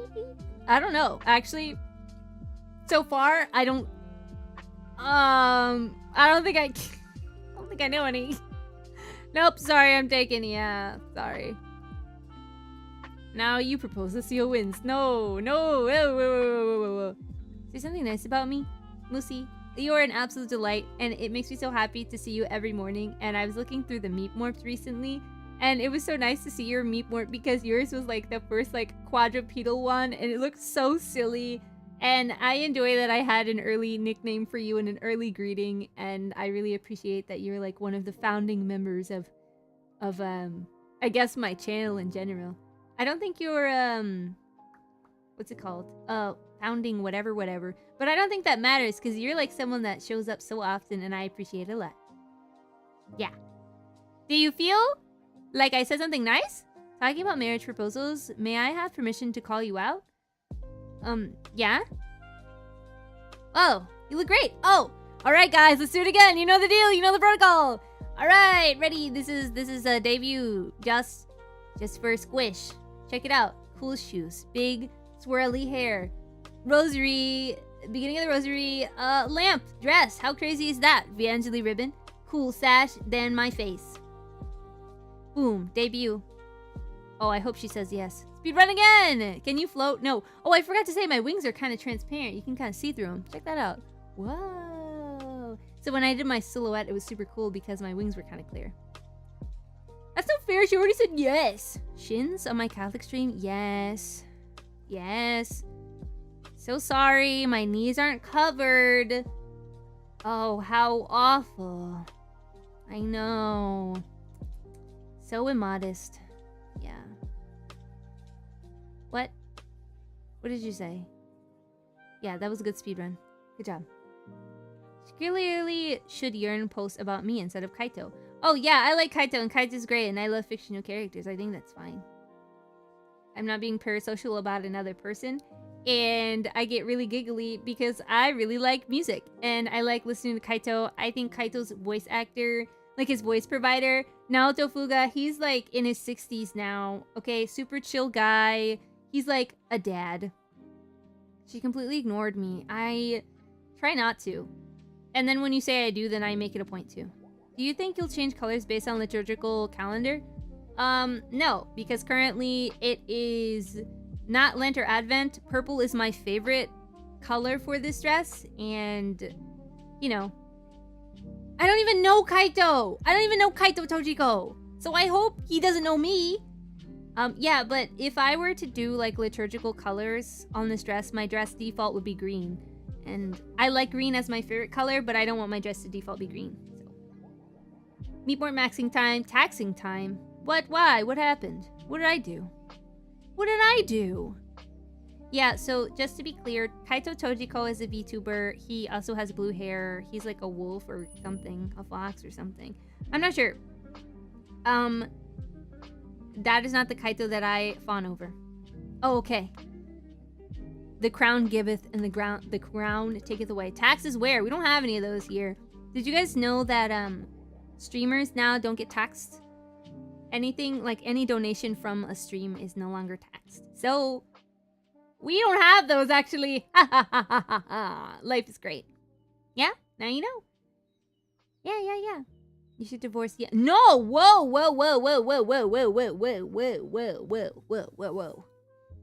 We don't do that. You don't do that. Correct, but you have to file for it. Yes. Yes. Is it not possible to redeem a Meatmort for channel points anymore? Oh, yeah, they are. I'm sorry, I turned them off for debut. I'll have to cut it back on next stream. I was saving up. Don't worry, you can still save up. I just cut it off for debut. Because I didn't want to have to think about it. The chat was going by really fast, like so much that I had to like watch the VOD. Because I wasn't able to read everything.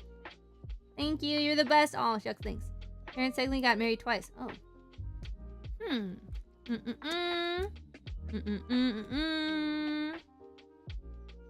Okay, crown again. Ooh. What? Where'd it go? Oh, I didn't have the... Sorry. Ooh. There we go. It should be automated. I don't think that one is. I think I have all of them other... Well, other ones automated, but... Saving my points for VIP! Yay! Third time's the charm. You owe me a Meatmort, ma'am. Okay. Yeah, whenever I do Meatmort drawing streams again. It won't be next week. It'll probably be the week after next. VIPs are smelly, except me. Oh, I was about to un-VIP you if you thought you were smelly. I was like, okay, now you can be clean. I must venture to Home Depot. Oh, please get me, like, one paint sample. Paper thingy. Paint chip. Yeah. Give me one. Give me whatever color. Use it as a bookmark. Okay, take your time. Yeah. Don't worry, I didn't forget. I have a, like, rewards queue list. On Twitch, so I can see everyone who has redeemed a Meatmort that I haven't done yet. So no worries, I will be doing them. I will get purple, yay! Okay, cool. I will also get green. Let's go! That's my favorite. Yeah. Okay, hopping on the train. Okay, be safe. VIP or back-to-back PowerPoints, that is the question. I don't think I'm gonna put the PowerPoints back up until I update it. I will pester you later, little moth. I'm sure you will. I'm sure you will. So, it's not an issue or anything. I don't think it's a problem. But a lot of people in my community are the age of my younger sister. And in my head, my younger sister is forever 15. So, anyone that's the age of my sister or younger, I see as like a 15-year-old. I don't know how to rework it in my brain. I can't believe she's so old now. She's like older than 20, but it doesn't feel that way now. So anyone that is her age or younger, I think of as 15. Oh, that's why she won't marry me. Yeah, you're 15 in my head. Wow, did I just get younger? Yes, you did. You did, you have to adjust. So, wow, not a day over 21. That's, wow. Aging gracefully. I am older than you, young missy. Yeah, that's true. Yeah, what's happening? Oh, Lisi, hi! I was talking about Jesus and the faith and everything, and then we kind of got sidetracked. What were we talking about again? Bob wanting to marry me, that's not happening. Permission to send heart-to-heart message about faith? Yeah! Permission granted. Whoa, I haven't been 15 in 15... Wow! I can't wait to be able to say that one. Everyone hear it, but Scruffy is younger than Juni. It's canon. Yeah, including Pitoni. Wow, you look so young, Pitoni. I'm older than Juni. She has to respect me. I just because of that, I'm reducing your age. I'm reducing your age in my head. You are now 16 and a half. Yeah. I have to go, but on this face stream, I wanted to say that meeting... Oh, okay. You're gonna be okay. Meeting you and the VAngeli girls has made me reflect much more deeply about religion as something more than a tradition or a way of living, but rather something you must have faith in.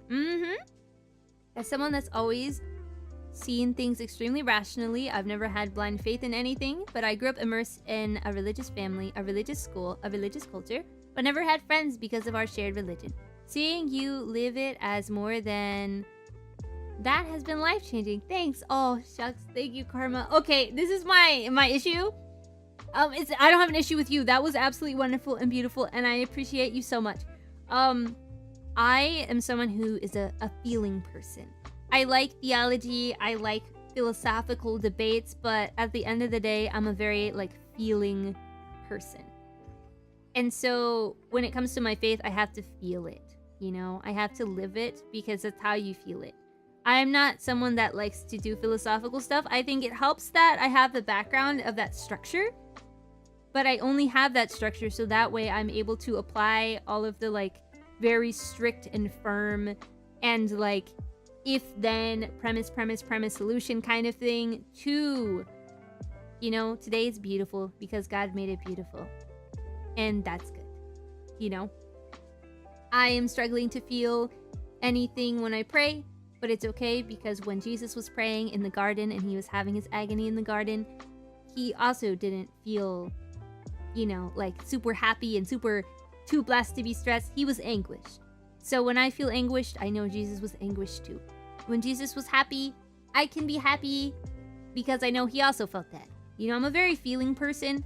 So when I was oh my gosh, in my older churches, before I became Catholic, all of it was you have to feel a certain way or you're not feeling right. And I didn't like that, because what I was feeling in my relationship with God was different than what everyone else was. Because I'm not a screaming, shouting, running around, praise, loud music kind of person. I'm a very quiet, still, sitting in church, journaling quietly, you can hear a pen drop kind of person. So I had to learn how to live my faith that way, because that way is what felt right. So I hope that you find the way that you feel like you want to live your faith out. It doesn't have to look like everyone else. It can just be the way you feel it. And I think that's good. Yeah. But hi, Fifi. Oh, have you not seen the new model? I can speedrun it real fast. I forget to do the toggles. I gotta do the toggles next time. Gosh. Oh, same, dude. Yeah. Wow. A dog doing normal things. Incredible. Hi, dog. Wolf? Question mark. Wolf! Exclamation point? Yeah, we can go with that. Yeah. But I hope that's okay. I'm the opposite. I don't think I've ever felt God. And that's okay! That is totally okay. And here's the thing, and I think this is important. Hopefully not crying. Well, it's okay. I almost cried this morning. I almost cried on stream this morning. Do not wolf. Oh, okay. Not directed at Juni, but it may help someone in chat. A lot of my life I haven't felt, spiritually speaking, but I'm a deep feeler. Sorry, I had to take a deep breath. For my journey, that's been walking in faith part. It's just we don't see the sun for the other side of the clouds. Doesn't mean that the sun isn't still shining. Oh, okay. Wait. I have something for this. Okay, firstly, I'm a feeling person, but I also don't necessarily always feel the presence of God. It's important that when you pray, you don't just pray to get the warm, fuzzy feelings, because a lot of the time you will not get that feeling. But being able to see God in a lot of things helps a lot. I really like the way the sky looks when it's fall. I really like the way the sun feels when it's cold. You know? I really like the concept that, at the darkest part of the day is right before when the sun comes up. And the sun comes up without fail and has been doing so for thousands of years. So that's more sciencey. But those are little reminders that, we can feel God's love, but we don't have to actually feel the warm tinglies in prayer, the warm embrace. But when you go outside, you experience it, because God is always there and he's in everything. And we would stop existing if he stopped loving us for 1 nanosecond. But he chooses to love us anyway. So you being alive, you breathing, you being where you are, even if it's hard right now, is proof that God loves you. And I think it's something that's oversaid, I think, is Jesus loves you. It's true, but I think explaining it and saying it with a meaning means a lot more than just saying, like, Jesus loves you. Everyone hears that. Sometimes people say it when they're trying to win an argument or something, but I don't think that's how it is.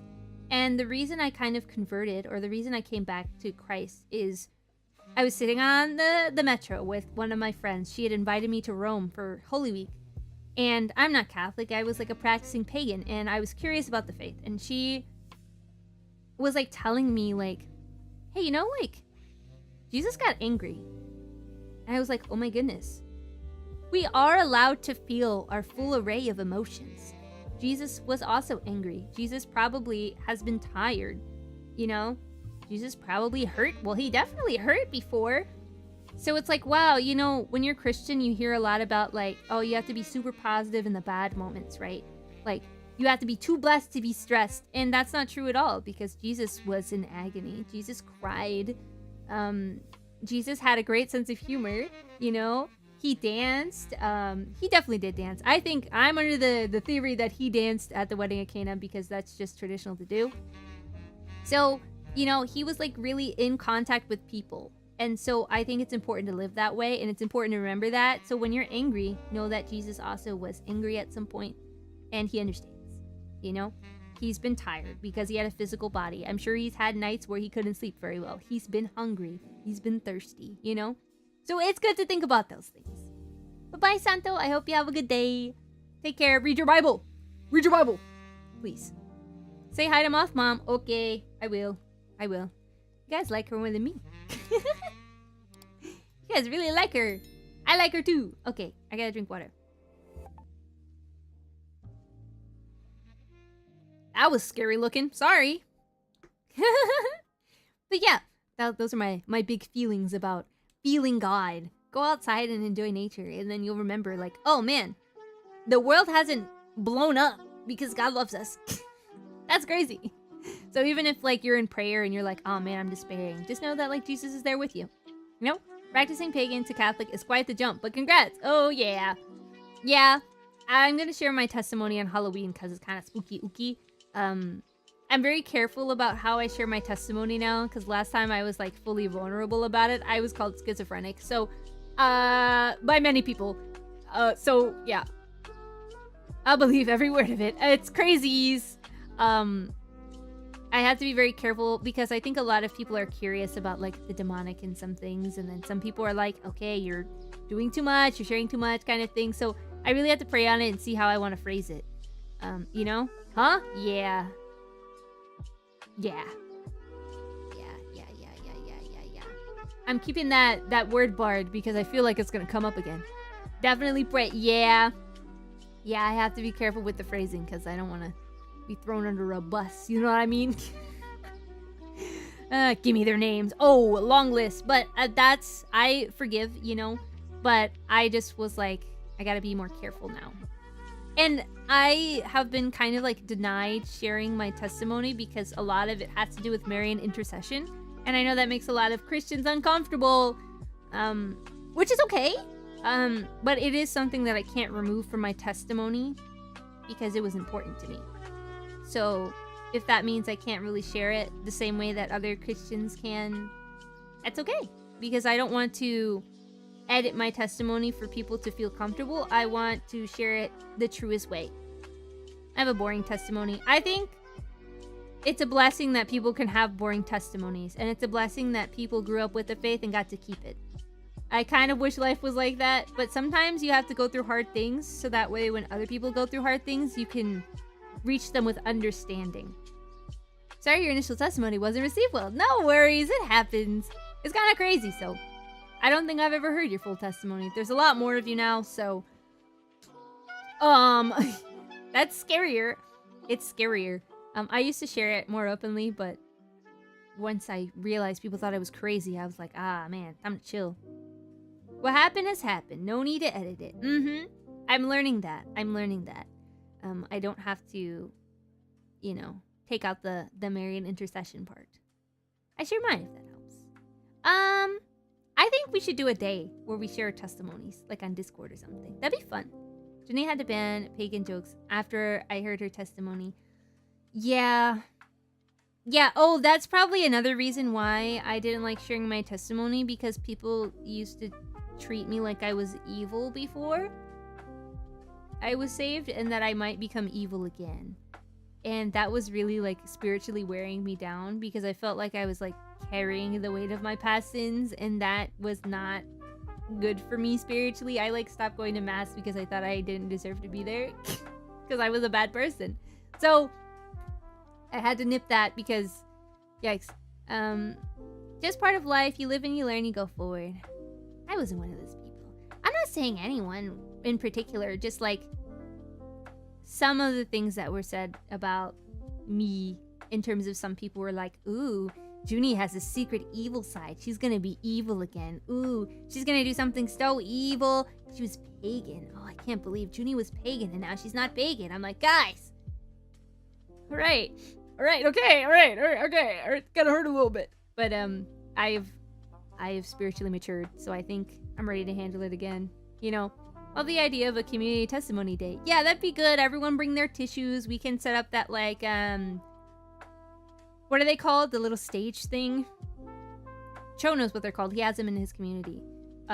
Where there's a speaker and then you can invite speakers on the stage kind of thing. We could do that. Or we could do it in VR. That'd be really cozy because then we can hug people. We'll figure it out. It'll be fun. But like a VR testimony night, like on like a world where there's a campfire and like treats and stuff, I think would be really, really sweet. Yeah. Oh, thank you. You like my new notifications? Thank you, Jam. Oh, Jam! Shucks, thank you. I once made my entire church cry sharing my testimony. I make people uncomfortable when I share mine, so yeah. I remember sharing mine when I was in CCM. We did a testimony night and everyone was like, oh yeah, you know, I used to do X, Y, and Z and now I don't do it anymore. I was saved. I'm like, this is great. And I'm like, anyway, I had to get an exorcism down the road from us. Like, that was crazy. I had never been, like, I've never experienced outside being so silent in my life. But it was a time.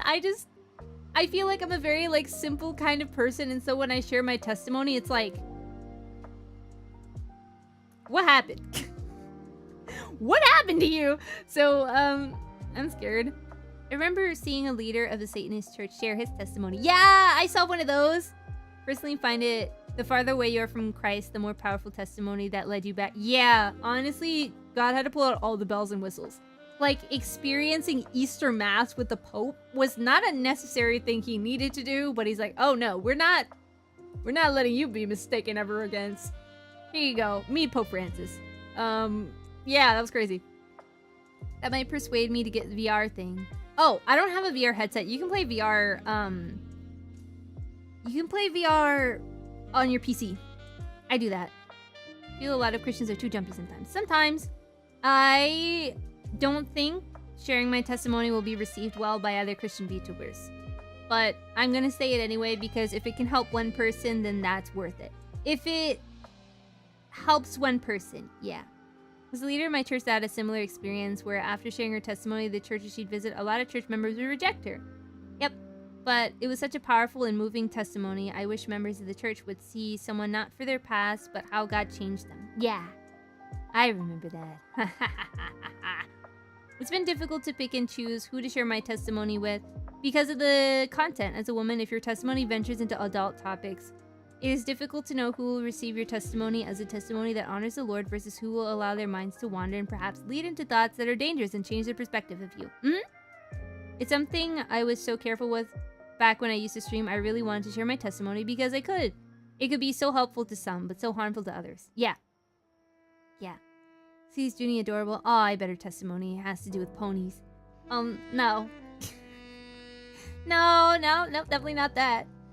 Yeah. So I remember when I shared my testimony, like in depth, people were like, "Oh yeah, I bet you have an OnlyFans." I'm like, no, nor have I ever. I understand that that's some of people's past, but like, it didn't really have to do with my past at all, but people assume because I'm a woman sharing my testimony that I left out that part or I did that or something. And for me, that wasn't part of my testimony at all. So it was really weird that some people just jump to that immediately, you know? Doesn't have to do with you though, sorry. No worries, no. I understand. But it is something that people just immediately assume if you're a woman sharing an in-depth testimony. And if you choose to not share certain parts of your testimony, people will automatically assume, yes, you used to do OnlyFans or something like that. And that is a crazy assumption because some of the time it's not true. And if that is part of your testimony, that's not you anymore, and that's okay. You don't have to share all the juicy details about that either, you know? It might need to be behind an age wall or something. Yeah, I think it'd be better to do like a testimony night with our community on VR or something, so we can like not have it like on the stream, but we can all talk about it, and we can have a rule of like whatever is discussed here, whatever we talk about here stays here, so we can all sit together, like actually sit. If we're on like a VR chat, we can look around and have like calming music, and we can all sit together. And it would be nice. I think that'd be good. I think that'd be good to do together. You know, like a quiet, nice testimony sharing day where no one really feels targeted or anything, and it's people in the Discord server or something like that, or in the community, and we can all just sit and share together. And it doesn't have to be public. Whatever you wish to share, you can share. Whatever you want to not share, that's okay. And you'll have a group of people around you that are going to support you and hear you out. That might be good. So it doesn't matter where we came from, the Lord brings us all near to himself. Yes. It's important that we all have different backgrounds. Because how are we going to save other people or help other people find God if we don't understand where they're coming from? It's really easy to like talk to someone who has never like used drugs. Oh, I guess to talk to someone who's addicted to drugs as someone who never used drugs to just stop doing it. But I think it's really, oh, hey. Oh, wait, wait. Oh man, you came in at such an interesting time. Thou hast been rated by our hallowed order of knights. Prayers for thee and thine chat, and to have it a blessed stream. Thank you. Thank thou. That's not correct. I am Juni. I am. Thou hast. No, that's not right either. I was gonna try and do it the proper way. Hi, I'm Juni, Catholic Christian Moth Girl streamer. We're talking about Jesus stuff. I was talking about maybe doing a testimony night where we all like sit in VR chat together and we talk about our testimonies and how like my testimony is kind of weird. And also how, hey, if you have a different background and your testimony was something that's like really crazy far from God, you can reach people way better than someone who hasn't experienced that kind of thing. So I think it's important that we all come from all parts of, I guess, backgrounds. You know what I mean? So yeah, I think it's important. But welcome in, David. Hi. Wait, are you? Wait. Heart like David. I thank thee, brother. You're right. You're right. Yeah. Do I call you David or you just like David? You're like, yeah, I'm like David, but my name is actually like... My first guess was Paul. Don't worry about me. David's okay. Just let me know if let me know if David's okay. Your preferred name on twitch.tv is David. What led you astray? Crazy question to ask. Okay. We can get into it a little bit, sure. First guess was Thomas. You may call me David. I shall call you David. Great. I was raised an atheist. I can relate to someone. You can! There are a lot of people that are atheists, and you chose to not be an atheist for a reason. You know? I mod for the goober, and he still hasn't told me his rule. Well, that's fair enough. You know, I probably wouldn't. I don't know if any of my mods know my real name. Well, Father Evan does, but I'm pretty sure he doesn't remember. Because everyone defaults to call me Juni anyway, so I don't mind. Yeah, okay. What led me astray? A few things, I guess. A few things. Bad church experiences, not understanding the true presence. Oh goodness, a bug fact at a time like this? Of course. Dragonflies can fly backwards. They're the only bug who can fly backwards. Oh, and orchid, what are they called? Orchid praying mantises are the only creature on Earth that has an exoskeleton built for gliding.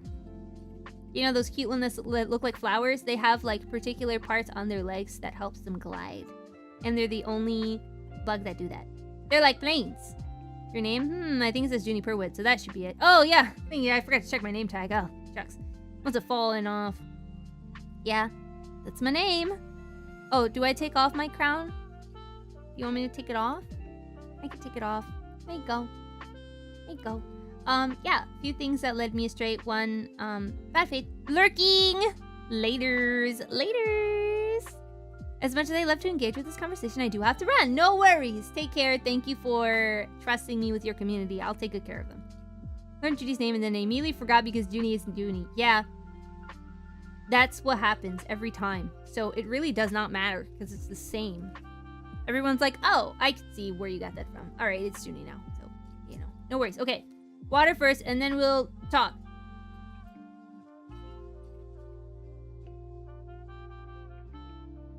Juni. AJ. Sure. That's your name! But that's your name! Hi, Juni. Hi, Jennifer. Okay. Well, let me a straight question. Sure. I guess lack of faith in my home. I felt a lot of pressure. I grew up in a Pentecostal church. There's nothing against Pentecostals. I think they can be lovely, wonderful people. For me, I am a quiet faith person. I like to journal. I like to read. I like to pray nearly silently most of the time. I like routine. I like structure. Growing up in a Pentecostal church was the opposite. Lots of loud worship music, you know, lots of energetic experiences and encounters with the Holy Spirit, speaking in tongues and everything. And for me, what I didn't know I needed was quiet. I did not have a lot of quiet growing up. So, oh, ads have begun. Oh, I can't stop it. Okay, well, we'll pause. But yeah, I won't go too far into it. But I'm a very quiet church girl. I love mass. I didn't realize this until I went to Catholic churches that it's just quiet in there. I love being quiet in church. I love it so much. It makes me so happy. And it's a great vibe. I didn't know that loud music and church existed like separately from each other. Like I remember going to this youth conference and I felt the music so loud that it like hurt my chest. It was awful. I don't like it. And I'm like, wow, is this what everyone's like raving about? I remember I went to like a Christian summer camp and it was just loud music for like an entire week and it kind of drove me crazy. And I didn't know why I didn't like it because everyone else seemed to like it. Because I'm not a loud music person. So I learned that way that I'm not made for loud music. Yeah. But even now, like at church, I kind of prefer to go to the earliest service because they don't have all of the instruments and all of the singers and all of the stuff out yet. They usually do that for like the normal people mass, usually at like 10, 11, you know, those earlier. Well, not the earliest, but the second earliest time. Yeah, peace and quiet is what I prefer. I also prefer the same thing. So I still try to go to the quietest setting that I can because quiet is, for me, how I can feel holiness. But it bothered me a lot growing up because a lot of the worship and stuff was guided and super loud and they're telling me what to do and how to pray and how to think and I couldn't do it. I don't need that kind of thing. I need like a book and an hour. And that helps me the most. But like loud music just does not speak to me and it feels like a social experiment where like everyone else is raising your hands.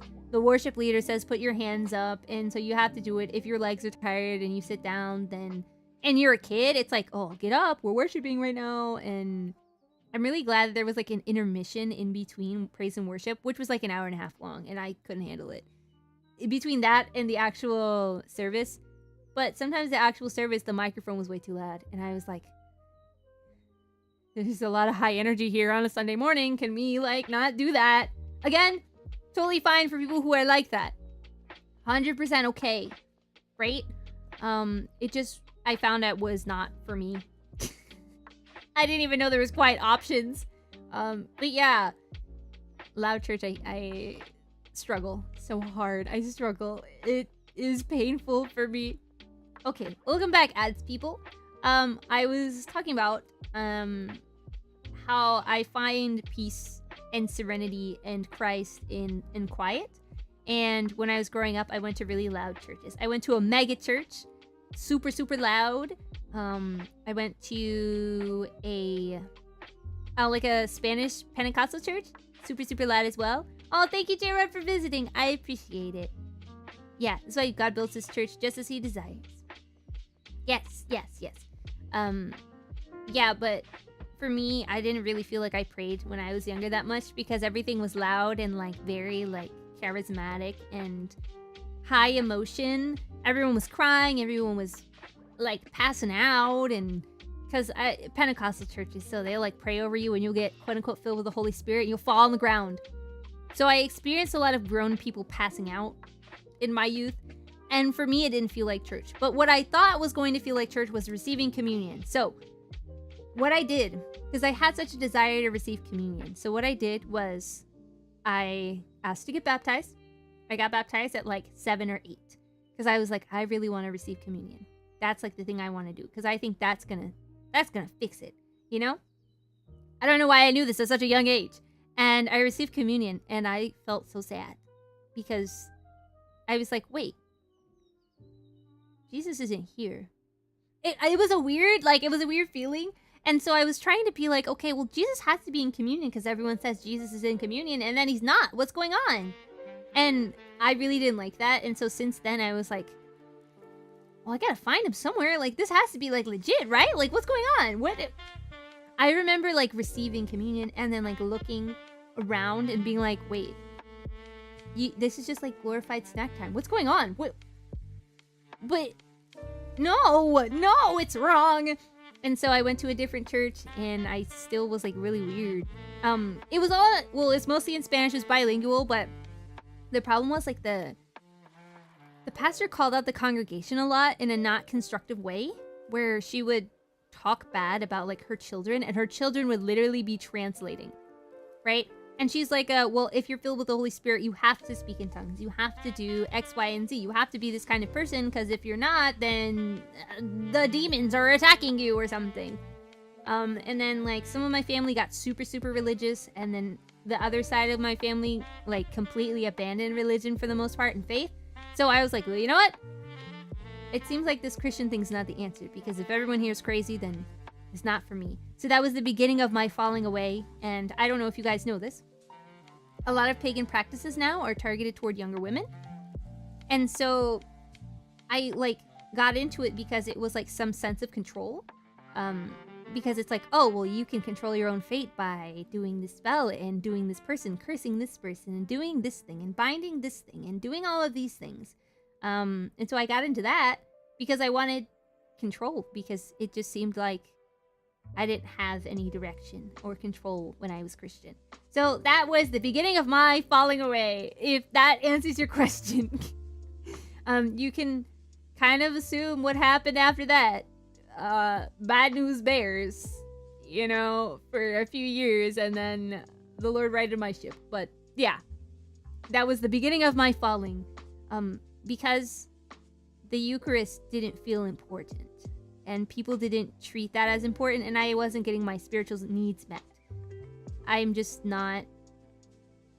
I'm a very, like, traditional, quiet church person. And having family who are different is not bad, but it's hard. It's hard. So, I didn't know that my grandparents that lived in another state were Catholic. They just recently passed away. But if I had known that, and if I had gone more... Because there was a language barrier when I was younger. I think I would have liked it more. But I remember my my mom and my aunt not liking being Catholic, and my grandma being very fussy about not being able to let anyone receive communion, which is correct.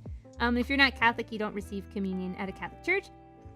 But I remember it just being a point of contention that made people spiteful. And so I remember that Catholics were treated like they were worshiping like dolls and dead Jesuses and Mary.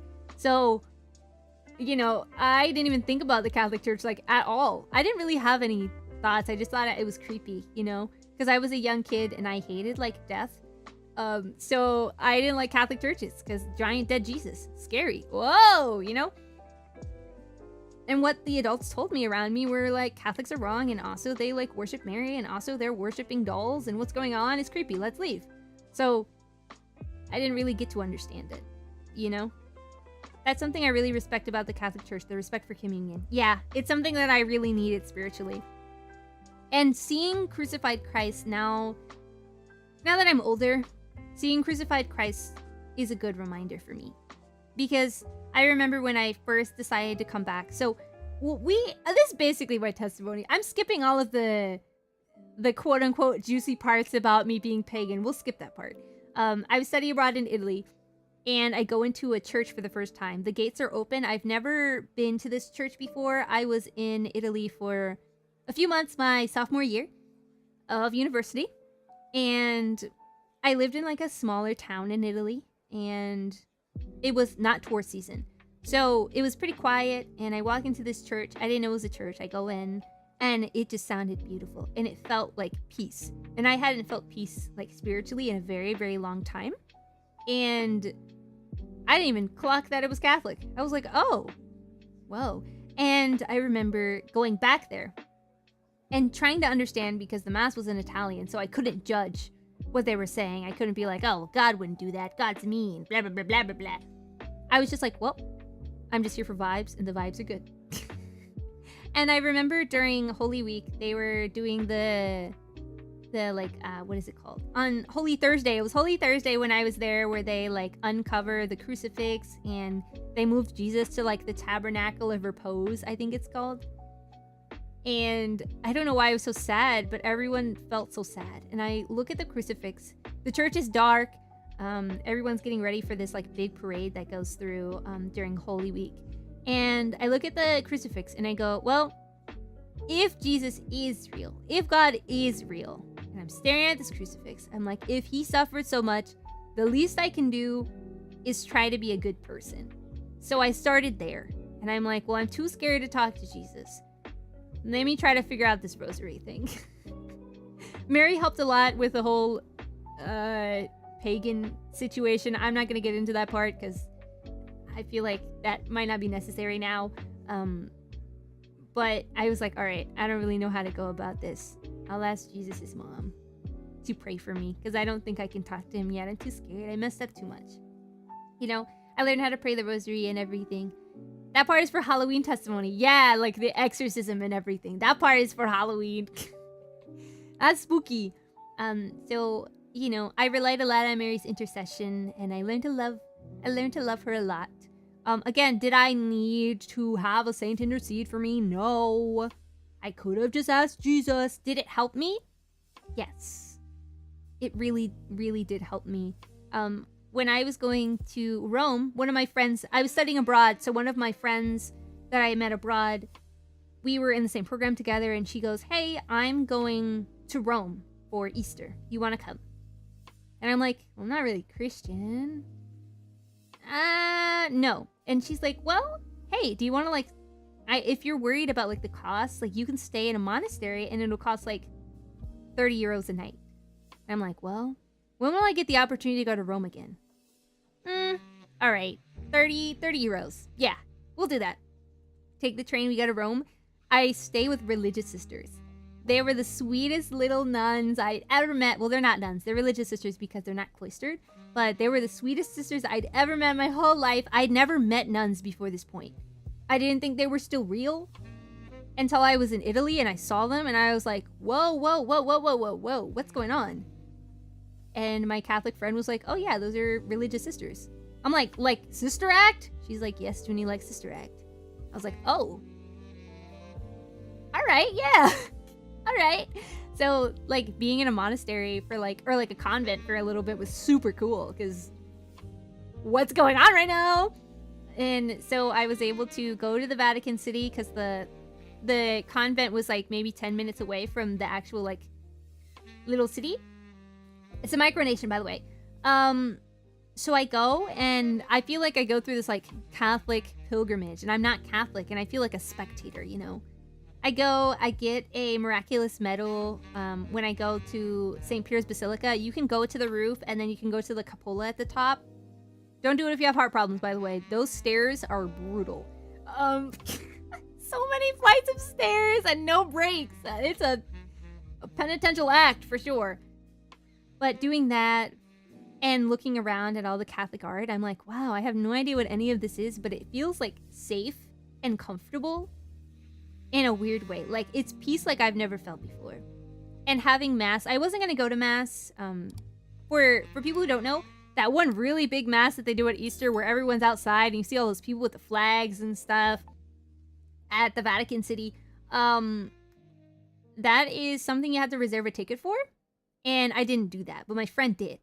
And she was waiting in line to get her ticket, and the person in front of her turns around, gives her an extra ticket, and is like, I know that you need this for someone else. Here it is. Tell that person that they need to go. And that person was me. So after walking around St. Peter's Basilica, I come out and she meets me and she goes, hey, guess who's going to mass? You! Get up at 5 a.m. I'll see you there. I'm like, what? Okay. And that was super cool. I was very touched by that. And I got to go. I got to see Pope Francis. I met some other religious sisters, and I learned how to pray the rosary there while we were waiting for Mass to start. There were parts of the Mass that were in all sorts of different languages, and I thought it was so cool.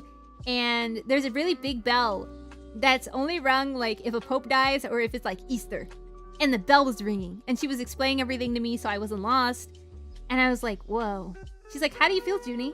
I'm like, I feel holy. Like, I feel good. Like, everyone here really loves each other. I think maybe I'm gonna be Catholic. Yeah. And then I came home and I did all my research, and I was a philosophy and religions major, which was such a laugh in the face. Of course, Juni. Yeah, and then I became Catholic and I got confirmed my senior year. So I did RCIA. Oh my gosh. Yeah, I was in Italy my junior year, came back, and then that fall semester RCIA started, and a month before graduation, I was confirmed in the Catholic Church. I cared about that way more than I cared about graduating. Graduating was like second, third on my list. Did not care. But brag and saying Mary hugged me before. She's alive and heavy for sure, Z's. She is. Wow, what an amazing act of the Holy Spirit. I know, it was awesome. It was awesome. It was great. It was great. But like, I think it was October of that year that I had to get an exorcism because I told my catechist, hey, by the way, I totally dabbled in witchcraft and may have done a lot of things I probably wasn't supposed to do. Do I need to do anything about that? She's like, okay, here are some deliverance prayers. I'm going to contact a priest for you, okay? I said, okay, yay. She contacts our priest, and our priest is like, yeah, hands me off to another priest. There's a whole plan in works. And she's like, yep, well, don't worry, you'll meet him. Good news, this priest is coming over to do mass. He'll meet you before service. Exorcism happens before mass. He gives me a pat on the shoulder, and he's like, all right, good to go. I didn't know it was an exorcism. Sparing you the details here, sparing you the details. But that was hilarious. It's like, what do you even do? What do you even do after that happens? The answer is you don't really do much. I went to brunch personally. And then I had to process that for a few days, and then I finally like talked to like my catechist about what happened. And I was like, yeah. She's like, that seems scary. It's okay to feel scared after that. Do you need a hug? I'll come over and give you a hug. And I told some of my friends, I'm like, oh my gosh, I think something happened. They're like, how do you feel? I'm like, I feel really good now. But man, yeah, so that was fun. That was a fun time. Like, yeah, I just seem like very quiet and unassuming, I think. So when I tell people like, yeah, it was crazy before. It was crazy. Got an exorcism and everything. Like, now when I see that priest, like, I feel, like, struck with the fear of God, which is awesome. But also, like, I know demons hate that guy. Oh my goodness. That was awful, but it was great. It was good. It was good. Very spiritually cleansing. So, I wouldn't wish that experience on my worst enemy, though. That was... Man! But, yeah, I'll share it with you guys on Halloween or something, you know? Or if you do, like, a testimony night. But yeah, that's the bulk of it, I guess.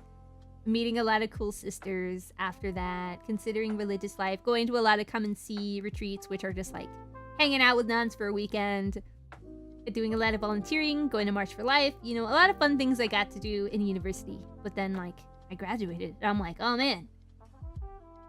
What now? Become VTuber. Basically, that's what happened. But yeah, now I'm trying my best to bring God in places that God isn't really there, you know? Well, thank you, Happy. And hi, by the way. Yeah, but, you know, I feel like Twitch is a great place.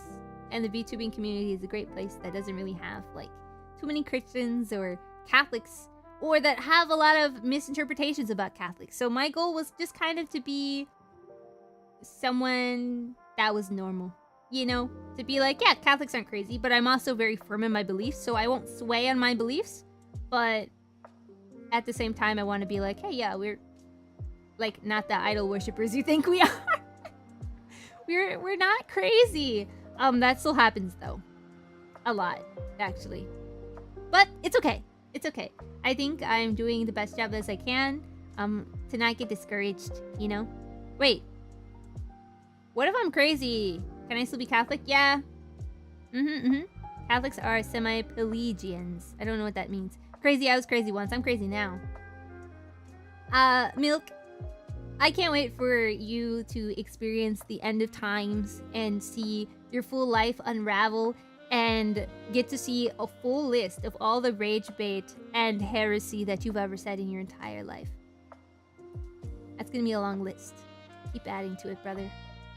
That's gonna be a cringe compilation for you in several years, God willing. Several, like, many, like, decades. Yeah, that'll be a hoot.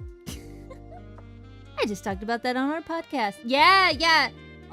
We are untangling Christianity. It's real knotted. I'm not smart enough to do any untangling. I just share, you know, I'm very funny. I like to think that sometimes when you say things, the Holy Spirit raises his eyebrow at you, and it's like, all right. Your guardian angel's side-eyeing you. It's like, I need to take his phone away. But I think that's the case for all of us. If you imagine, like, Jesus on one shoulder, like, behind you, and then, like, the Holy Spirit on the other shoulder, and your guardian angel, like, above you, watching you, and then God on the other side, and you have your phone, tweeting is, like, less fun. Which is good. You know? I think the first misconception I had about Catholics that I'm seeing is incorrect, because Catholicism is one church, they all believe the same things. Then I got a lot of confirmations that is not the case all the time. Sedevacantists is a great example. People who are no longer in communion with Rome because they believe that the chair of St. Peter is empty, and we haven't had a real pope since, like, 1950 something. They're self-proclaimed Catholics, and they believe that they're right. But they also don't consider the Pope a pope. He's a false pope. Yeah, and their pope is right. So there's a whole, yeah. The Palmarians as well. I don't know who that is. God's got his eye on us, don't forget. And I think religious art helps with that. I have a big, like, painting of Mary. I have a big thing of Jesus. I have the Holy Family in my room. So whenever I want to do something stupid or tweet something stupid, I'm like, oh man. Yeah. Catholics are also mainly Catholics. It's true. What color is Jesus's, what color hair is Jesus depicted as having? Okay. Really funny, actually. If you look up, there's a huge mosaic of Jesus in the National Basilica in DC. And that Jesus is blonde with blue eyes. A lot of Jesus statues are depicted of Jesus having brown hair and brown eyes. I see Jesus as having hazel eyes and brown hair, but I like the idea of brown hair Jesus. Blonde hair Jesus was very jarring to experience, but I don't know. I know that some people, when they depict baby Jesus, they depict him as having blonde hair that turned brown as he aged. So it doesn't really matter as long as you can identify him. Hello. Nice to meet you. Jesus probably had black, dark brown hair. I like that, and I like the idea that Jesus had wavy hair. Yep. Catholics are not my enemy. Our enemy. Oh, gosh. Some Christians act so mean to our brothers and sisters in Christ there, and it's mainly just because they believe in small differences. I think a lot of people believe that Catholics do things that they don't actually do, like worship Mary and the saints. That's a big one. And believe that anyone that's not Catholic is not going to heaven. We don't believe that, actually. So I think it causes a lot of problems because you try to explain it to them and they're like, oh yeah, well, let me prove to you that you actually do the thing that I totally don't do because I am not a part of the Catholic Church. And it's like, oh man, why we gotta have this conversation again? Like, come on, man. Yeah. What if Jesus is bald? Inky, don't get ahead of yourself. Thanks for that. It sort of clears something up for me. Oh, okay. Good. Wait, you mean I can go to heaven? Yeah? Gifted me a sub earlier. Thank you. Yay. Yeah. Do we believe that the fullness of the faith is in the Catholic Church? Yes. But do we also believe in God's grace and infinite mercy? Also, yes. So, yes. The answer is yes. The answer is yes. If anyone tells you you are not going to heaven because you're not Catholic, incorrect. And ding dong, they're wrong. If anyone's like, oh yeah, of course I worship Mary, wrong. Certified not Catholic. So if anything that you believe about Catholics, quote unquote, proves that they're like a different religion, like if you believe that Catholics are polytheistic, that makes them not Christian. So either you think that Catholics are not Christian, or maybe, surprise, surprise, there may be a miscommunication. So definitely ask, Is the long-term plan to stream? Currently, I feel like that's where I'm called. Every time I'm like, all right, Lord, I'm ready to settle down in an office job. He's like, no, you're not. Here, let me bless you more. How much clearer can I be with you? I'm like, okay, Lord, I'm ready to leave VTubing and everything and become a religious sister. He's like, no, you're not, because I'm not done with you yet. So whenever God's done with me here, I'll be done. But for the foreseeable future, I'll be here. Yeah. God can count the hairs on your head, me. Oh yeah, Inky's bald, so very impressive, Lord. I love learning the different thoughts that people think about Christ. I'm a big thinker when it comes to biblical stuff. I think about Jesus all the time. I see Jesus all the time. I just have a very particular way, the way I imagine Jesus. With like curly-ish brown hair, dark brown. Well, like it's like a warm chestnut color. Not like warm chestnut as in red, but like brown. That looks really pretty in the sunlight. And then hazel or green eyes. Sometimes he puts his hair up, sometimes. Because he works with wood. He's a carpenter, so I assume that he would not have his hair down because that's a safety hazard. I guess he's like my height or just a tiny bit taller, but not that much taller. Yeah. I don't see him in like casual clothes like a t-shirt, but he definitely wears like those sandals that like you strap them with Velcro like around the like toe area and then around your ankle. He wears those. That's what I think Jesus looks like to me. And it's like probably like a little bit lighter than my model's complexion because he worked outside. So, I don't think he would be super pale. Super pale Jesus makes sense to me. He was like Middle Eastern in the Middle East. I feel like he was tanner. But yeah. Letter of Letulius says he is a man of average size and pleasing appearance. He has the countenance that commands respect, which those who behold may love or fear. He has hair the color of an Yo! Yeah! Thank you! Hazelnut! Smooth almost to the ears, but below the ears curling and rather yeah. Hanging over his shoulder and having a parting in the middle of his head according to the fashion of the Nazarenes. His brow is smooth and quite serene. His face is without wrinkle or blemish. I agree. Middle Eastern. Yeah, I had to clarify because sometimes I see a lot of art of Jesus being like so pale. Like one shade off from white. Like pure white. I'm like, I don't know. I don't know about that one. You know? Aw, thank you, Mr. Undertaker. You've been so sweet. I love any image of him holding a sheep. Yeah, I like those. I like, this is gonna sound crazy. Does Jesus wear blue and white clothing? Some people depict him wearing white with a red sash. Oh. Well, look who has a red sash on. Man, I didn't even think about that. That's so cool. Good job. Sometimes he's wearing red. I know that Mary is seen wearing blue a lot. I don't know if there's any official art of him wearing blue, but I don't think it's impossible. I mean, people change their clothes. No fault can be found on his nose and mouth. He has a full beard. The color of his hair, not long but divided in two at the chin. Oh, this is like every depiction I've ever seen of Jesus. I'm Catholic, so this is describing like every Catholic picture of Jesus I've ever seen.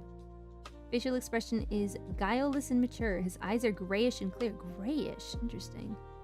In his rebukes, he is terrible, but in his I know what that word is, but I don't know how to read it. He is gentle and kind. He is cheerful, but always maintains his dignity. At times, he has wept, but he has no... Oh, I don't agree with that, though. I think he has left. You guys reading the parables? You guys see what that guy says? Pure comedy. Pure comedy, that guy. Yeah, I'm definitely against the concept of stoic Jesus. I think he's left. I think he's smiled, you know? I think laughing in good taste is important. And here's something about, like, the Benedictines. So the Benedictines have a rule of life, and they say that, like, inappropriate laughing is prohibited, okay? People take that as you can't laugh ever forever. In logical reasoning, we laugh at a lot of stupid stuff. We laugh at people's expense. We laugh when we see things that are ridiculous. We laugh at people saying things they shouldn't. And those are not good reasons to laugh if you're trying to be a disciplined person, because laughing at haha pee pee poopy or laughing at someone swearing or laughing when someone gets hurt is not a good thing. So they're limiting like frivolous laughing at stuff that is like not supposed to be funny, but is at the expense of others. Which makes sense. Now, do I think there are a lot of examples which you can laugh in life that are not those examples? Absolutely. There are plenty of things to be joyous over, to the point where you're giddy with laughter. I think that's okay. But I just, I think that the rule is valid, but also that Jesus probably laughed. I think he was extremely joyful, yeah. It's a good laugh, but we shouldn't overdo it. Yeah, we laugh at VTubers. Yeah. Outside looking in, I would imagine he has humor amongst the apostles. Yeah, exactly, because they were, like, young, you know? Just a bunch of guys, you know? I'm sure that they weren't, like, serious all the time, you know? Considering their age and considering that they went from having normal jobs to going on this grand adventure with their, like, Messiah. Like, come on. How many times were they cooking dinner and somebody cracks a joke? Or Jesus says a parable and either they get it or it clicks too late and then they laugh. Like, it had to have happened, you know? Boys' night. It's boys' night every night when you're when you're one of the apostles. So, I think it happened. Jesus wouldn't have a lot of laugh about in the moment. He was, yeah. Well, yeah, of course. But there are plenty of funny experiences, you know? Like, I'm sure after the storm cleared, after everyone was freaking out and they were like, Jesus was napping in the boat, and they were like, Jesus, oh my goodness, we are going to die. Please wake up, dude. Dude, help, help. And everyone was like, oh my gosh, we're gonna die. Ah! And he's like, okay, listen, it's fine. All right. Wake me up for a better reason next time. But you should have seen your face. Like, that's... Don't worry so much, dude. Like, we're good. I'm sleeping. I can do this in my dreams. I like to think of Jesus like in Revelation. I like to think that he's a fun guy. I like to think that he would like listening to my music sometimes in the car. I like to think of Jesus as my co-pilot when I drive. I still don't get all the parables. That's okay. Maybe imagining a rim shot at the end would help. Maybe. Try it out. Try it out. Read the Gospels and see what happens. Moments in the boat are actually hilarious. Yeah, there's so many, like, we're in a boat. Oh my goodness, we're gonna die. Oh no, we're gonna die. This is awful. Oh, Jesus, help. And he's like, hey guys, it's me. It's like, Jesus, what are you doing on water? Well, somebody was freaking out, so... What? I just want you guys to know that Twitch auto-modded the word Peter as a swear.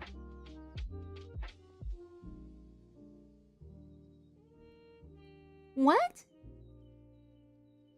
Peter?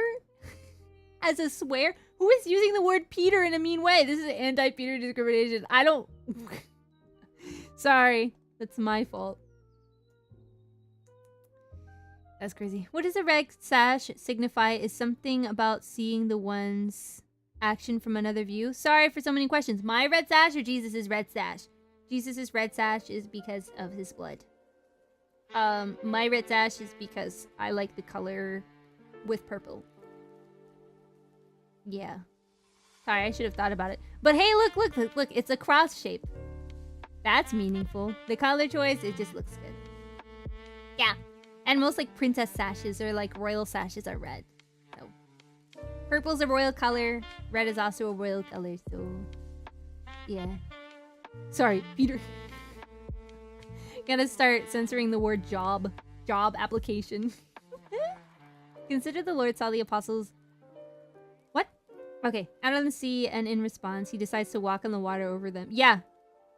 Scare the tar out of them, and his response was to say, be of good cheer it is.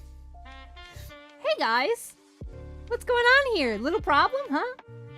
Rocky boat? Tough storm? Ha, I get ya. I'm soaked out here. Someone give me a hand. I'll give you a hand. Like, they're like, man. I know that Jesus laughs at us because we are just ridiculous. I always wondered about that. Oh, a royal sash. Yeah, so I think it's traditional for English to wear it over their right shoulder to the left hip. You can do it the other way, I think. Yeah. Brits? Oh no. Well, that's the only people I can think of in modern day that still wear the royal sashes, so sorry about that. Sorry. That should have been a censored word too. What I don't like about Jesus' parables is that it causes other Christians to use analogies when speaking in theology, but I hate Christian analogies and I don't accept them when used. I think that some analogies are good. I think that some analogies capture ideas better than others. Do I think that everyone is good at using analogies? No. I like to think that I'm good at using analogies because the point of using analogies is not to overcomplicate, but to make things simpler. I think the way Jesus uses analogies was for us to be able to meditate upon those things and to be a little bit cryptic because we can dig on his parables forever. We'll understand them in a base value, but there's such a mystery about Jesus's parables. But there should not be a mystery about human parables. We should not be making our parables mysterious and being like, ooh. I don't like it when people say really vague Christian quotes. And it's supposed to be like a deep and meaningful thing and they're trying to pull a Jesus and it doesn't work. I'm like, oh yeah, could you elaborate? No, pray on it. Well, what did you mean when you said it? What is going on? What is going on? Tell me what's going on. I don't think that's meaningful or helpful. Some analogies are good. You don't have to accept them all. Yeah. Some of them are beneficial to your spiritual growth. Some of them are not, and that's okay. Analogies and parables are what are to make a point with a story. Yeah, if you're using your parable or your analogy to like mislead and add some mystique, you're doing it wrong. I think, personally. But good talk, guys. Good talk. Maybe we should do more of these, like a once a month check-in. Are we reading our Bible? How's life? Well, what are we doing? You know, I want to start doing Bible studies. I'm a little bit scared because I'm Catholic and people don't like that. They don't like the cut of my jib sometimes. So I'm gonna learn to just be okay with it. Yeah. I tend to make short quips about things, but I would gladly expound upon it. This is the way! Yes, yes, yes. Once a month. Like, hey now. That's not the case for everyone, okay? That's not the case for everyone. Wow, thank you. Whoa, do you like my notification thing? I'm quite fond of it. It looks good.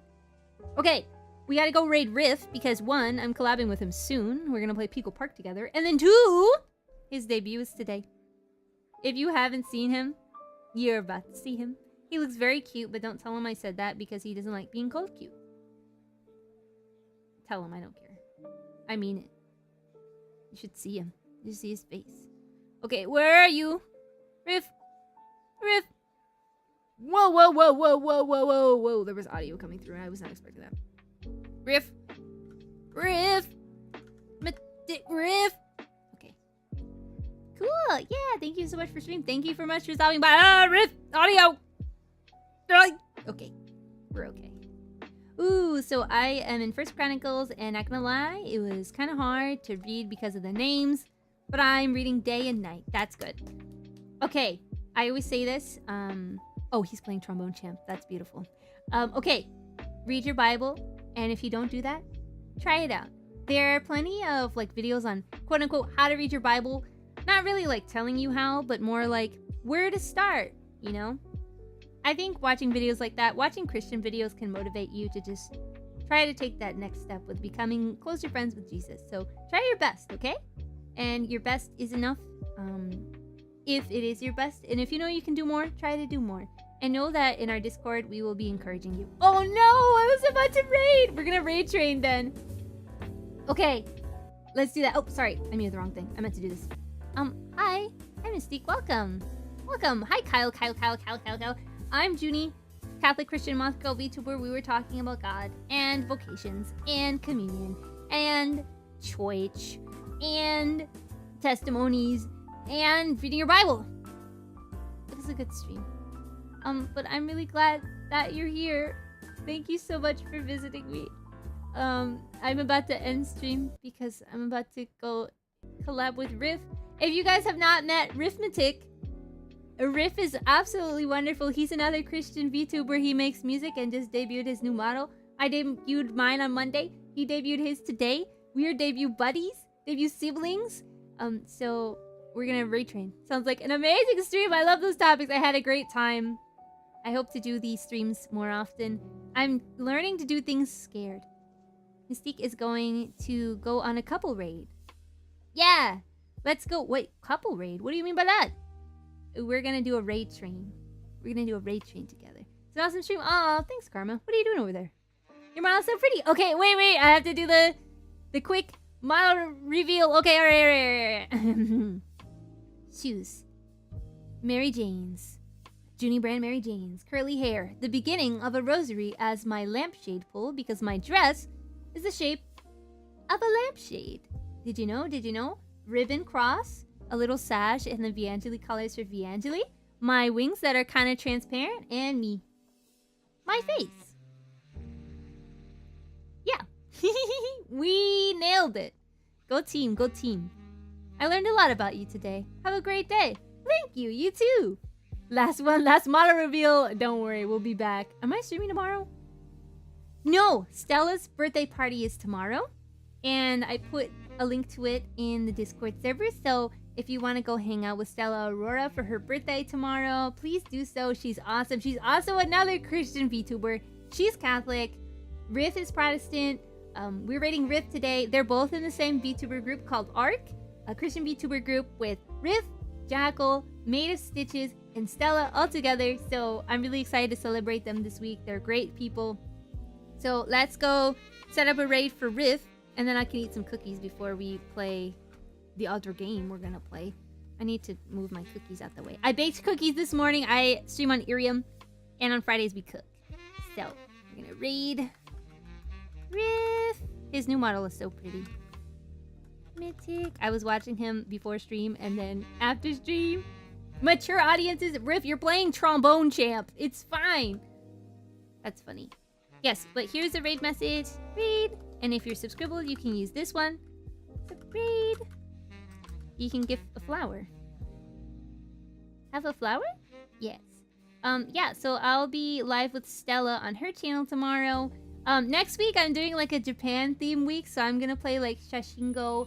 I'm gonna make origami, and I'm gonna make a bento box, and we have a Tokyo Treat snack box, so we're gonna do a Japanese snack tier list.